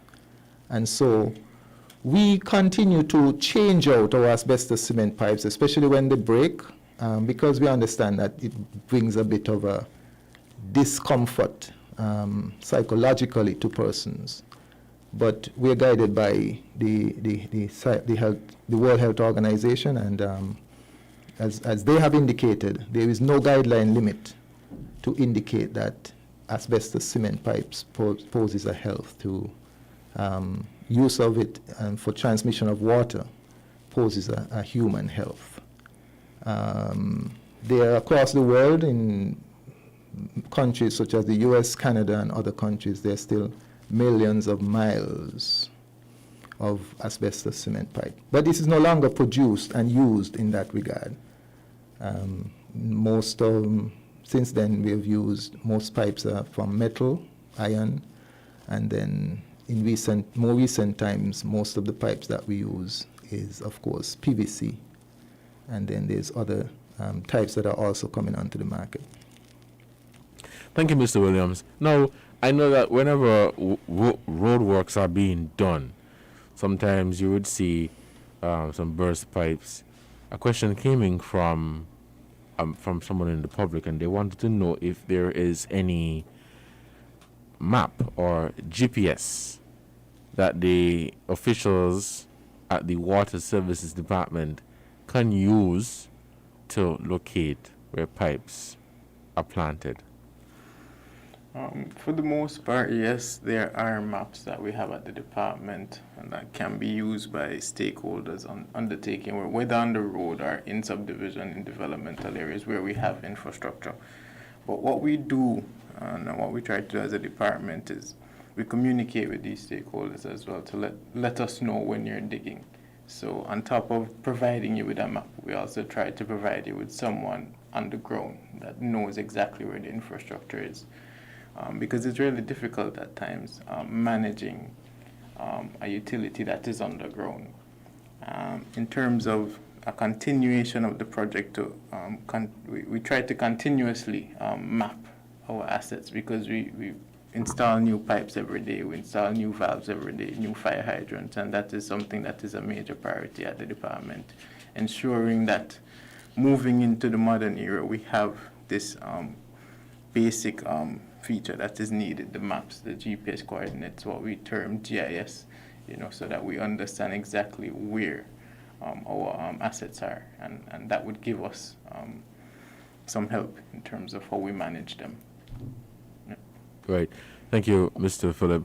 Very good, and I think this would address some of the concerns that people would have, because sometimes when projects are being done, I guess the person realized that people did not really have a knowledge of where pipes were, or someone would have to come and say, well, pipes have been planted here, so don't dig there. And they were inquiring whether or not there is a map that the department can use to say, well, this is where you are allowed to dig, and this is where you are not allowed to dig. But the phone lines are open now, so we're going to continue to entertain some questions and inquiries from members of the public. You can call us at 466-0989, 762 and 662. For those of you who are listening, if you want to pose a question and you don't want to call in, you can follow us on Facebook. Check out our Facebook Live and YouTube link as well. This is Voices on 1FM 98.9, and the conversation is centered around water, and we have representatives from the St. Kitts Water Services Department. Now, there's a question that I forgot to pose earlier. When growing up, I often visited water tanks in different villages to fill water. Sometimes when we don't have water at home, you would go down the road and you would fill your bottles with water.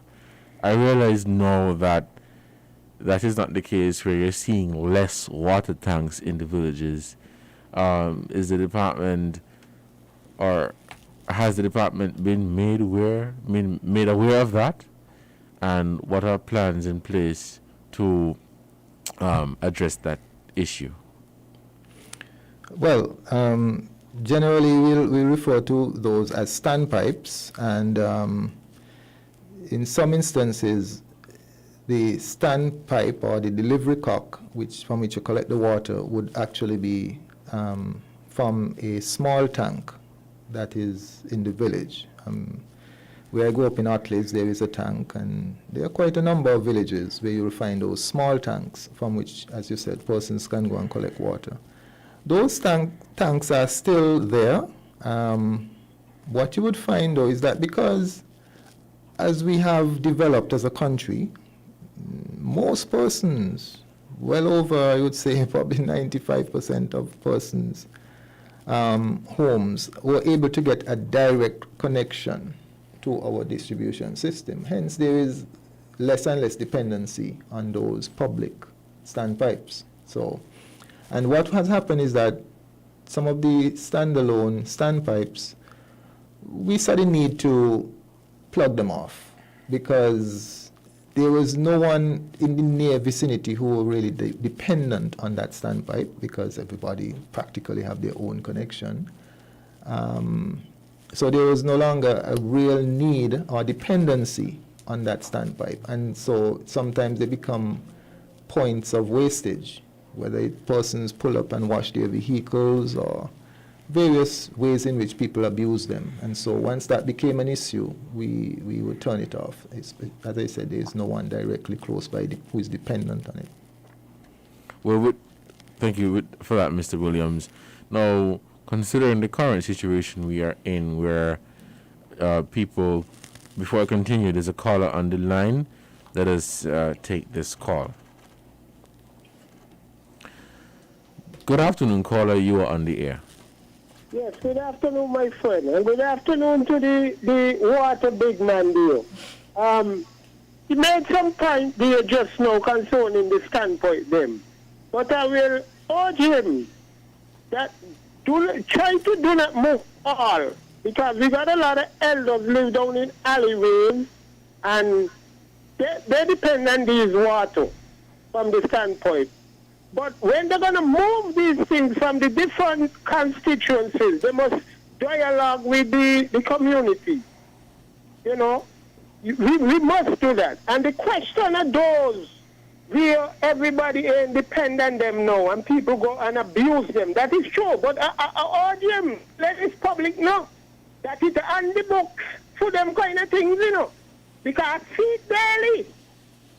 I see it around this country daily with youngsters with vehicle abusing that commodity. And we're gonna stand to that, you know.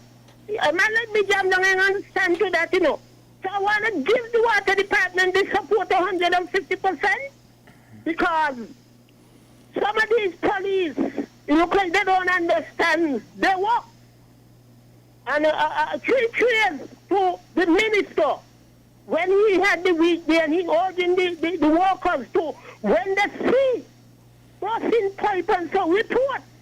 And that is very good. That was lacking for some many years in this country. Have a good day, gentlemen, and the water engineer, 3 cheers. I'm watching you all back. Have a good day. Thank you. Thank you, caller, so much for your contribution. We're still taking your calls here on 1FM 98.9.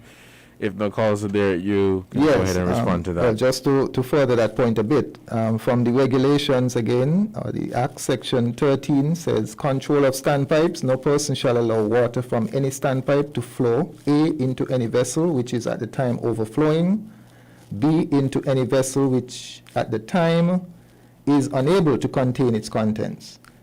2, no person shall turn on the tap or cock of any standpipe and allow the water flowing therefrom to go to waste.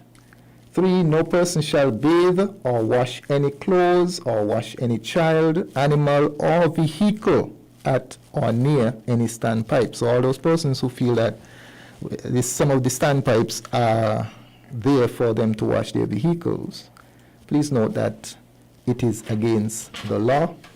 And the law says offenses and penalties, Section 15, any person who contravenes any of these regulations commits an offense and shall be liable on summary conviction to a fine not exceeding, $100. That's just how old the act is, or imprisonment of a term not exceeding 6 months. So we don't want the $100, but we will push for the 6 months. Thank you, Mr. Williams. The phone lines are still open. We are still taking calls. The numbers to call are 466-0989-762 and 662. Call us and be a part of this discussion. Pose your questions, and the good people from the Syndicate's Water Services Department would be in a position to respond to these questions. It is 50 minutes past the hour. We are 10 minutes to 1. And so let us take a short break to say thank you to our sponsors. When we come back, we will continue this program. You are listening to 1FM 98.9. This is Voices. I'm Devon Cornelius. And again, we have representatives from the Syndicate's Water Services Department. Stay tuned. Yeah. Brillo, Benj. Yo, I know you all don't know me, but it's just Brillo, and you're rocking with 98.9 Win FM. Please don't change it. Run to Hosford's Furniture and Appliances in Ashley Furniture Home Store now and get a chance to win free groceries for 1 year. By popular demand, Cashback is back, but this time Cashback is back with more quality appliances, more great prices and fantastic deals, more of Hosford's fabulous FlexPay payment plan, and more free groceries. A whole year of free groceries. Come to Hosford's Furniture and Appliances in Ashley Furniture Home Store today and get absolutely free groceries with every higher purchase and a chance to win free groceries for 1 year. Great deals on furniture and appliances. Get cash back for free groceries with FlexPay higher purchase and a chance to win free groceries for 1 year with every $500 spent. All great reasons to shop at Hosford's Furniture and Appliances in Ashley Furniture Home Store this coupon season. Terms and conditions apply. See stores for details.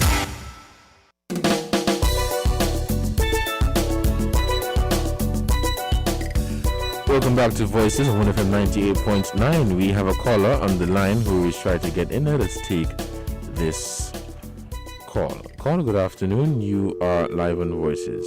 We seem to have lost that call. Let us take this other caller. Caller, good afternoon. You are live on Voices.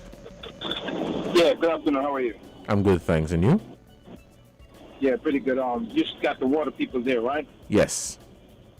Okay, I wanted to ask direct question because I have a project going on on the Nevis side. I want to ask the guy there, what size water line is coming from the main, from the government main? I understand that it's a half an inch coming in from the government main there. And could I step up for inside the prop once that main line comes in off the main? I'm just because I'm building a property, right, and I wanted to get some questions answered. Firstly, like I said, I want to know what size standard line is coming in from the government main, if it's a half an inch, and if so, can I step up to a 3/4 inch inside my building? And can he explain to me if there's any drawbacks as far as the pressure? If I step up when I get into the property, I'm going into the house. If I step up to like a 3/4 inch, would there be like a drawback on the pressure?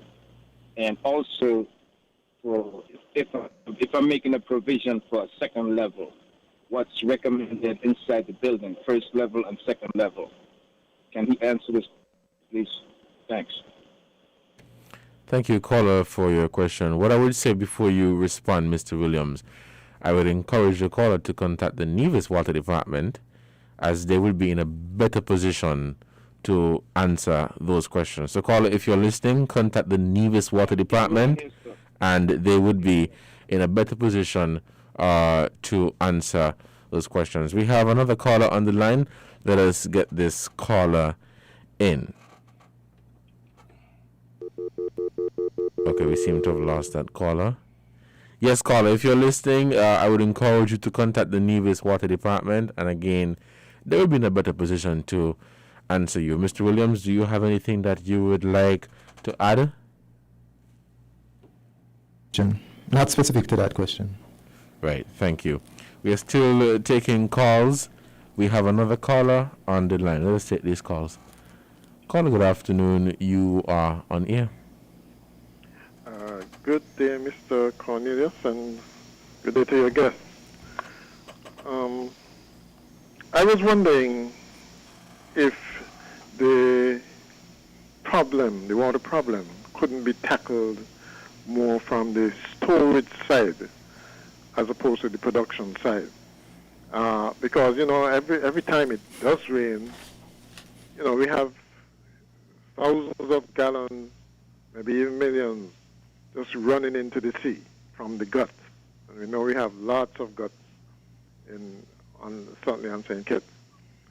And first of all, in terms of storage, if these guts can be dammed and used for farming, so you take all the farmers off the regular supply and use just dammed water from the guts for farming, and alternatively do what is done in quite a number of countries actually, create some artificial reservoirs.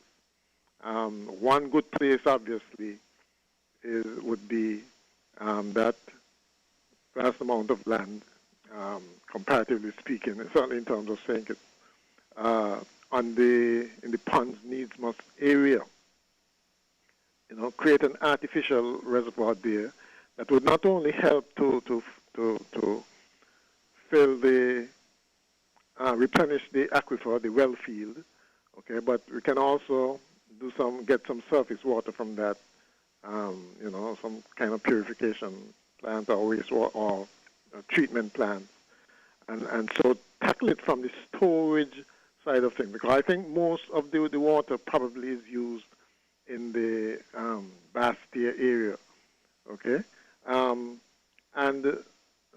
lastly, just like how can compare the usage of water, the cost of water with what's done, what is paid for in other places. It would be interesting to do the same thing with the usage, because yes, I know we like to say we waste water, but what is the ideal water usage for, let's say, the average household? Okay, we may find that it's really not that much greater. And so it might be unrealistic to expect us to drastically reduce water usage. Okay? Yes, it can be done, but realistically speaking, bear in mind the standard of living that we have now, that so many households have piped water and every bedroom has a bathroom, etc., etc. How realistic is it to reduce water usage? Those are my questions. Thank you, caller, for your contribution to our program. I'll allow someone to respond to those questions. I want to thank that caller for those questions. I think his questions are brilliant. He mentioned, to what extent might we be able to dam some of the guts? I think we've looked at that over the years and realized that, there's, like most things in life, there's a cost-benefit analysis. And I think we've long come to the conclusion that the benefit, or rather, let's say, the costs will far outweigh the benefits. Not that that is always the last or the criterion that is used when it comes to water. Sometimes, water is water is necessary for life. So even though the cost might outweigh the benefit, you might still decide to go ahead with a project. But there's some drawbacks. Yes, during the rainy season, you will get a lot of water, and you would be able to get some water. You'll be able to dam some water. The maintenance of those natural dams is a major challenge. What you call siltation, in that the water doesn't just run off in most instances just as pure water. It brings with it the dirt, the silt, the gravel, the stone. And so you might start with a dam, a natural dam, that might have, let's say, about 20 feet or more. But then over time, all that silt builds up. And so you have to have a way to be able to clean and remove that silt. And so the question is, why don't you line it? And so you realize, well, you will say line it because you want to reduce the infiltration loss. That is some of the water soaking into the ground. So you will say, why not line it with an artificial filter membrane? And so, when you have to clean it now, you can easily damage that membrane. And so, the siltation would be and maintenance of that dam would be a major factor. But that doesn't rule it out. I know the Department of Agriculture, in consultation with us, did construct a few over the years. I'm not sure as to the status of them. I would want to suspect that quite a few of them have been overtaken by siltation and are probably no longer. I stand subject to correction on that. But yes, the model that he sort of spoke to is one that is not far from what we're looking at. We have always felt that as long as we can develop our full potential in terms of wells, groundwater, we will be able to divert more and more of the water that we collect from the hills to agriculture. And so that is the general model that we've been trying to work with. Of course, as we know, desalination is part of the long-term, medium to long-term plan. And it seems like it's no longer medium to long-term, but it's short-term. Then, okay,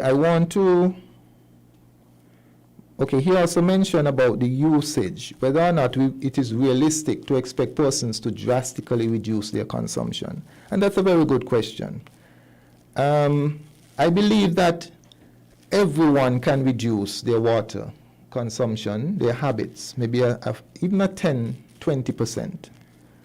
But what we know for a fact, because quite a bit of our customers are metered, The truth is, maybe about 80% are metered, but then of that, a lot of the meters currently are not working. But from looking at persons' usage, by looking at the meters and so on, we realize that a lot of persons have leaks, and that is where the water is being lost. So, and the thing is that persons who have a meter that is not working, we might not know whether or not they have leaks. But this is a work in progress, and what we're saying to the general public is that those of you who have a working meter and you get a high bill, don't just ignore it. Come to us, and we will try with you to resolve where that leak is. And that is what we are really appealing for, is those persons who are whose meters are showing that their usage is high. And we know what is normal, of course. An average person should use about, let's say, 1,000 gallons per month. So if you have a household of 2 persons, you should be using about 2,000 gallons per month. That is less than the $20. Well, that is the $20 minimum. If you have a household of about 3 persons, you should be using about 3,000 gallons. That takes you a little bit over the $20. So you might get a bill for $22. If you have a household of 4 persons, right, you should be using maybe 4,000 gallons. You should get a bill for $30-something. For some persons, they have a household of maybe 3 or 4 persons and they're getting a bill for 10,000 gallons. It means that somewhere in there's some losses, there's some leaks or something like that. Mm-hmm. Thank you, Mr. Williams. You have a caller on the line. Let us take this call. Caller, good afternoon. You are live. Hey, Devon, nice to hear. Good show. Question for the gentleman. What is the feasibility of water from condensation from AC? Because when I had a regular AC, one of those standing ACs in my room a couple years ago, and I would forget to actually throw away the water that was collecting, I would actually end up with a flood. And that's just from a little AC. So I'm assuming that bigger industrial-sized ACs can actually collect a lot more water than that, and that can be repurposed at the very least for flushing or for other things. I don't know, but I think that is a no-brainer. I think it's easy to collect, and I think it's wasted, and it's a way to actually be a little bit more sustainable. I've seen this happen before, and I'm wondering if this is something that we should actually start thinking about doing now. Okay, I'll listen up the air. Well, thank you, caller, so much for your contribution. Yeah, I'd like to thank that caller for the contribution. He is obviously thinking of alternate ways for us to find water to tackle the water crisis. But from some research that I would have done in the past, the method of condensation, it has been critiqued quite a bit because it impacts on what we call our microclimate. So it would change the dynamics of the climate and the weather system, which now is becoming increasingly unpredictable because of climate change. And if we are to go that route in terms of, altering it a little more by having our little plant, like he said, to increase condensation, produce more water, it may do more harm than it may do good. And that is why when we look at these alternate methods, it's not just about producing water, but it's about the environmental impact, the long-term environmental impact that it would have. So what we would have to do, he started by saying what's the feasibility. We would have to do a feasibility study. We'd have to do a cost-benefit analysis study. We would have to do several studies before we can determine how feasible it is or whether it is that we should go that route. So, yeah, I thank the caller for that because it really is something that we can consider. Thank you so much for your contribution. Mr. Williams, you can go ahead. Yes. As the caller mentioned about collecting water from ACs, condensation, what came to my mind was collecting water from our roofs.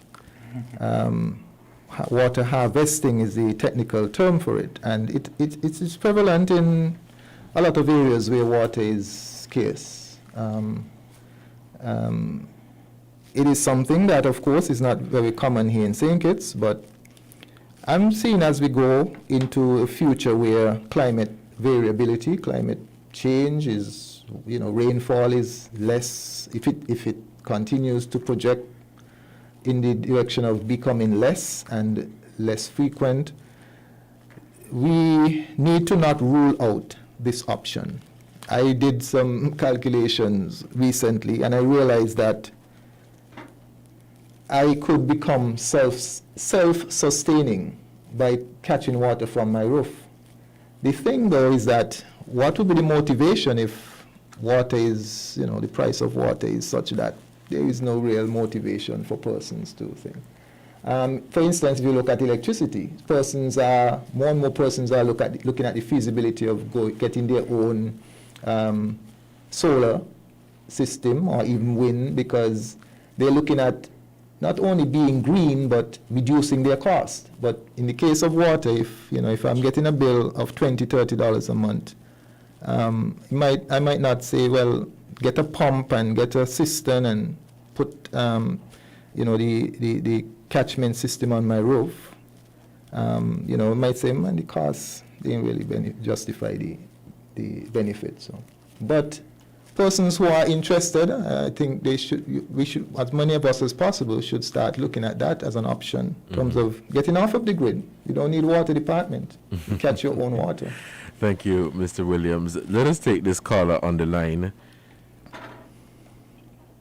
Caller, good afternoon. We seem to have lost that call. Let's take this other call. Caller, good afternoon. You're on air. Yes. Another question, well, not so much another question, but I didn't quite hear the answer with regards to the reservoir. I was using the term reservoir, not in the term that we normally use it here, where you have a concrete structure, but an actual lake, a huge lake that can hold, hundreds of thousands of gallons, that we can use it. I mean, can't we divert, for instance, the water from the guts, the main guts coming to Bastille, College Street and Westbourne Gut, divert it into the Ponds Needmouth area, and create a big artificial lake there that you can use for multi-purpose. I mean, can be used for recreational purposes as well, with a treatment plant that can then pump into the Bastille water system. And if we had a major fire, for instance, I mean, that can use lots of gallons of water. Is it possible that we can have a system whereby we can use seawater for fighting fires instead of the regular water supply?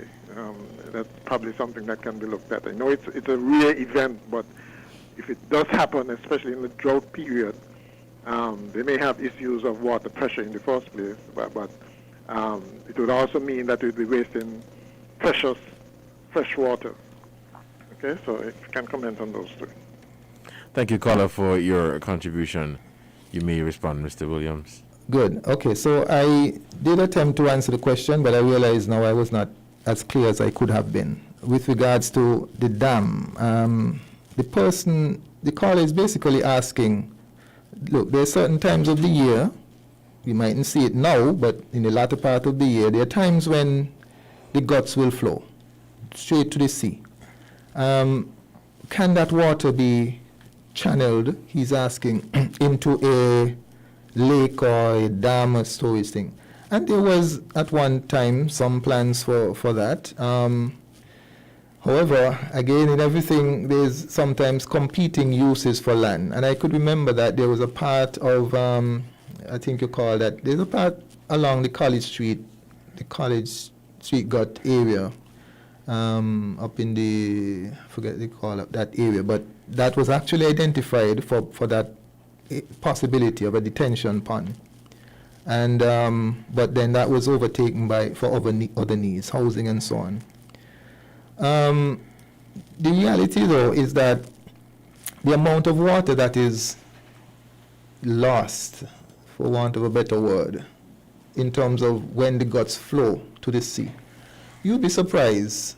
It is minimal compared to the amount of water that we actually capture and into our distribution system. Check it out. The guts run a few times a year. And yes, when it does run, it seems, and it is, a lot of water. But you have to look at the frequency. And you have to look at evaporation. Evaporation is very real. The gut might run once or twice in a couple months, but evaporation is every single day. And you'll be surprised that water, most of that water will be lost to evaporation. However, in terms of the Ponds Needmust area, what we have there is a natural underground storage. The storage is there already. It is underground. And that is why you would find we have about 4 or 5 major wells in that area, because underground is where the storage is. Mother Nature put it there for us. We didn't have to go and do anything. Mother Nature gave it to us.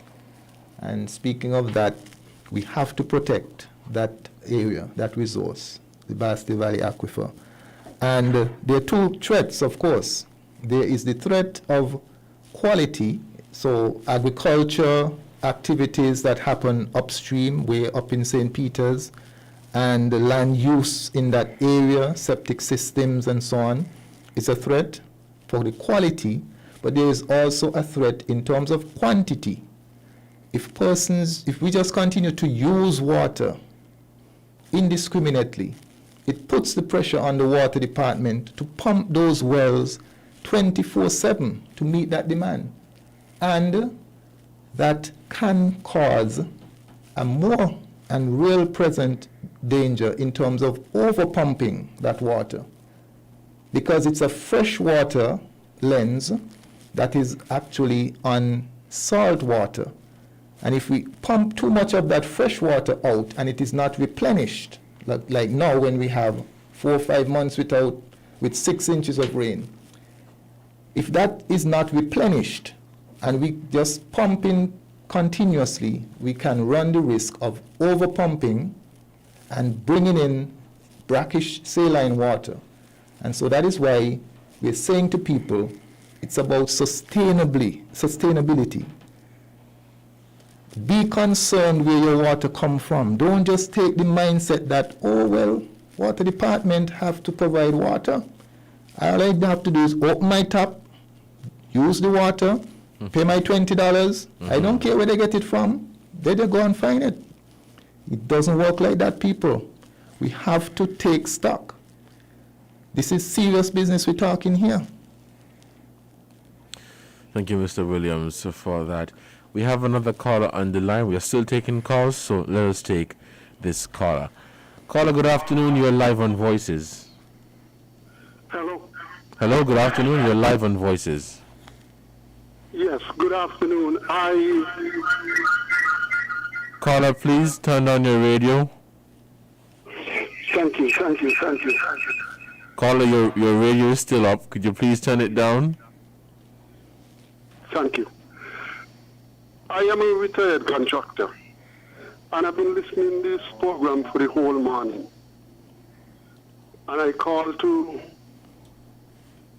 express myself, whatever expertise and knowledge I have. I think the planning board should make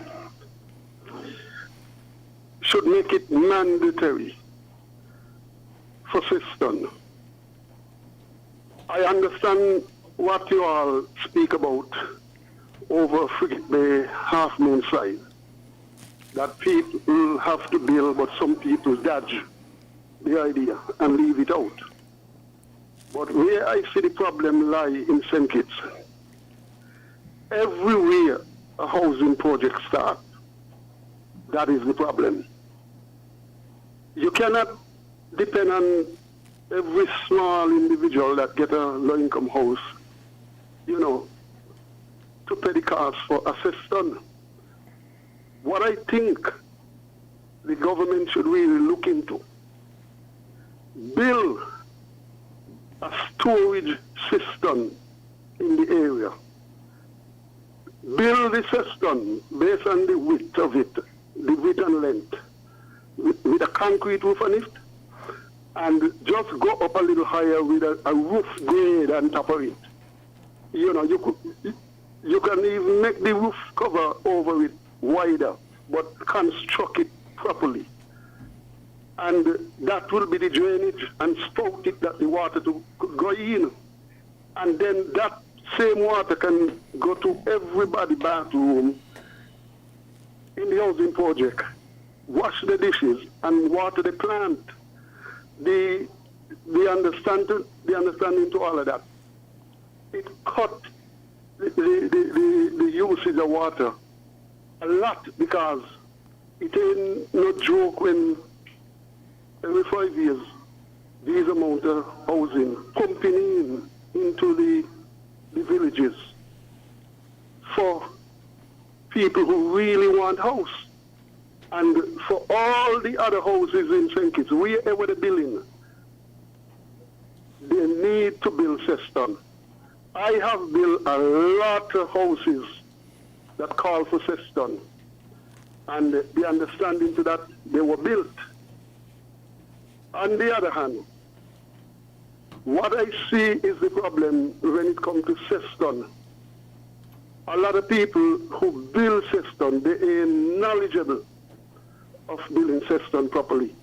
And I'm not saying that because I think I have the know-how, the understanding. I lived 17 years in St. Thomas, and the level of my expertise come out of St. Thomas. I was very good at building cistern and swimming pool, and the understanding to all of that. I have the level of expertise for cistern.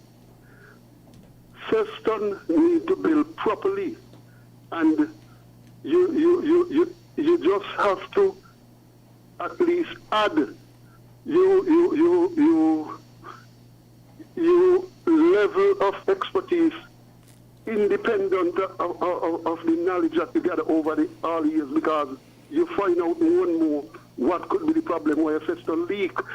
Cistern from all concrete, you use snap tie, but you can have leak from the same snap tie. When you break off the snap tie inside outside, it just left a hole about a 3/4 inch round with about 5/8 deep, and then the who dressing up those holes with water plug, they just mix the water plug and they put it in. No, what I could recommend for that, where it leak badly from the same snap tie, because that ain't enough to stop the water to penetrate between the remainder of the snap tie was still in the wall. Cut around the hole good. Cut around the hole at least, say, about 2 inches long, and give it at least even 2 inches deep, and then you can put in cement and mortar, but do not bring it flush out, and then you put on the water plug. And if who knowledgeable to finish the system properly, it have the right thing to use. Tower seal. You use a tower seal with like a mason brush, right, and you brush it on, but you give it 2 coats of the tower seal. Right, caller. And I think that will help a lot. And the truth and the fact is that cistern, like the gentleman said before, that cistern is one of the best way to conserve the water. What is wasting? All you need to do is to prepare to pay the cost to put on a good spout in. Right, thank you, caller. We have some other callers who are trying to get in. I think the representatives here, they really understood where you're coming from, and they will respond to you. We have some other callers who are getting in. I appreciate that, but it is the truth. They just need to get good, knowledgeable people, and to conserve the water, it's from the roof. Yes, thank you so much. And I want the government to take that, what I say about the low-income project, them, everywhere they put them one, install a rosy wall for all of them. And that would help. Yes. Okay. Thank you so much, caller. It is 1:23. We're going to end our program at 1:30. I'll allow you guys to give a response to the contribution made by that caller. Yes. So in terms of cistern, yes, he mentioned something that I think is on sometimes, on my mind, and I'm sure on a lot of persons' mind. Everyone is saying, so why don't the government just mandate that everyone build a cistern? And at first I used to think, putting in a cistern increases the cost of constructing a house. And if it's a low-income house, yes. I mean, is it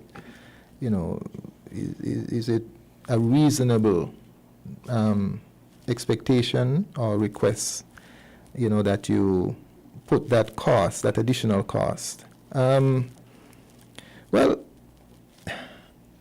it is something that, I guess we, the technocrats who advise the government, would need to trash out and think. But I know the recommendation has already been made to the government in terms of moving forward with that regard, in terms of basically mandating that everyone build a system. But it still is a personal decision, at this stage.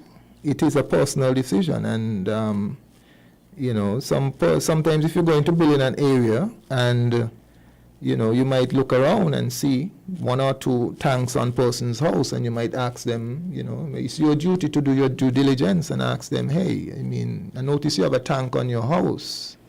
Is it that the water supply here is not very reliable? And if they tell you, well, to some extent, it goes sometimes, because you might be close in elevation to a reservoir, persons at higher elevations, because a lot of times you are pretty close to the same level as the reservoir. So what happens is that when that reservoir is low, like most of them tend to be at this time, you would find when the reservoir is low, your pressure is very low. And so, it might be prudent for you to consider including a cistern, whether it's an underground cistern or it's you buy two of those black tanks and you put it on at an elevated level upon your roof. It still is water storage. What is required is on-site storage. A lot of times we say cistern and we automatically think a concrete box underneath your porch. But, I don't think in this day and age you have to specify that is how you do it. Storage is storage. You can use plastic containers and accomplish the same objective, which is to have storage to help you, especially when, as I said, the water supply from the government might be low and be interrupted for whatever reasons. Before we wrap up, I want to look at basically the relationship between, the cost of water and the usage of water. I sort of indicated earlier, an average use, what an average usage is, and what an average bill should be like. And, we've had some challenges over the years in terms of, getting persons to honor their obligations and their accountability to the Water Services Department and to the government. And I would want to say that, yes, we understand, water is a naturally occurring resource, and we understand that it is a basic right and necessity for hygiene and human life. But we also acknowledge, and I think the average reasonable person will acknowledge that, there is a cost to bring it from the source where it naturally exists to your house. And what is a reasonable cost that, persons should pay? And so, Mr. Ryan, Mr. Philip, a while ago when we started, pointed to bottled water, which has taken off as a phenomenon. Some persons say they would have never thought. But the fact is that you're paying a markup of over 1,000 times the cost for the bottled water as to what you pay the Water Services Department. Think about it. And so I cannot understand why persons will feel happy to go into any grocery store and pick up their bottled water and think it hard to pay Water Services Department less than 1,000th of the cost of that bottled water. And so I'm appealing to our customers, our good customers, thanking first those who have been faithful over the years in recognizing that, the service we provide is meritorious of they paying their bill, and to encourage those who have been delinquent. Some persons have been delinquent for years, and I think it is unconscionable. And so I'm appealing to persons who have not been paying their water bills to please start paying your water bills. It costs for us to provide this service, and there's lots of areas in which we need to improve the service, and it costs money in order to do that. Mr. Williams, thank you so much. We're now basically at the end of our program. It is 1:29. We're going to wrap up this program. Let me say thank you so much to the department, the Water Services Department, for accepting our invitation to come here on Voices and to continue to encourage people here in St. Kitts to save water. And of course, by extension, people on the island of Nevis who are listening, water conservation is definitely important. At this time, I'll give you guys that opportunity to give your closing remarks, and we'll end out this edition of Voices. Anyone can go ahead in this regard. All right. Well, thanks so much again, Mr. Cornelius, for inviting us to speak about all things water-related.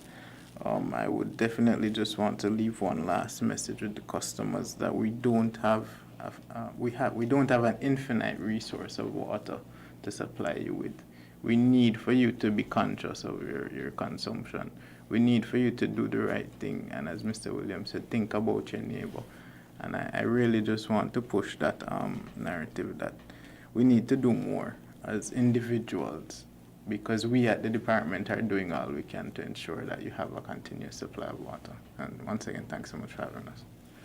And stemming from Ryan's point of conservation and being conscious of our water usage, I'll also want to encourage persons to report what you see. You see a leak, report it immediately, and we'll try our best to have our guys go and resolve the problem as soon as possible to repair it. I'll also want to encourage persons to utilize our phone numbers 467-1005 or 467-1447. Also, they can visit our Facebook page, the Ministry of Public Infrastructure, and send us a direct message if they have any concern, if they want to report anything, as well as to visit our website, www.water.gov.kn. And again, you can find all the necessary information there, as well as you can, of course, take yourself out of the delinquency field and make your payments. You don't have to come and stand in a long line. You don't have to worry about parking. You can stay home and stay safe and get it done the convenient way, online, and it's safe, it's secure. Thank you, Ms. Warner. Mr. Williams, do you have anything else you would like to add? No, I would have given mine already. Thanks. Thank you guys so much. And again, thank you for accepting our invitation. It was indeed a pleasure to have you here on this edition of Voices. We're hoping to have you back. This is the start of the hurricane season, and we see the importance every day to conserve water, but we want to use this opportunity to continue to encourage people to conserve water, save water, And remember, when you're saving water, you're also saving water for your neighbor and their neighbor and their neighbor. So save water. This was Voices on 1FM 98.9. I'm Devon Cornelius. Thank you guys so much for listening. Stay tuned. Coming up next, we have Working for You. Stay tuned.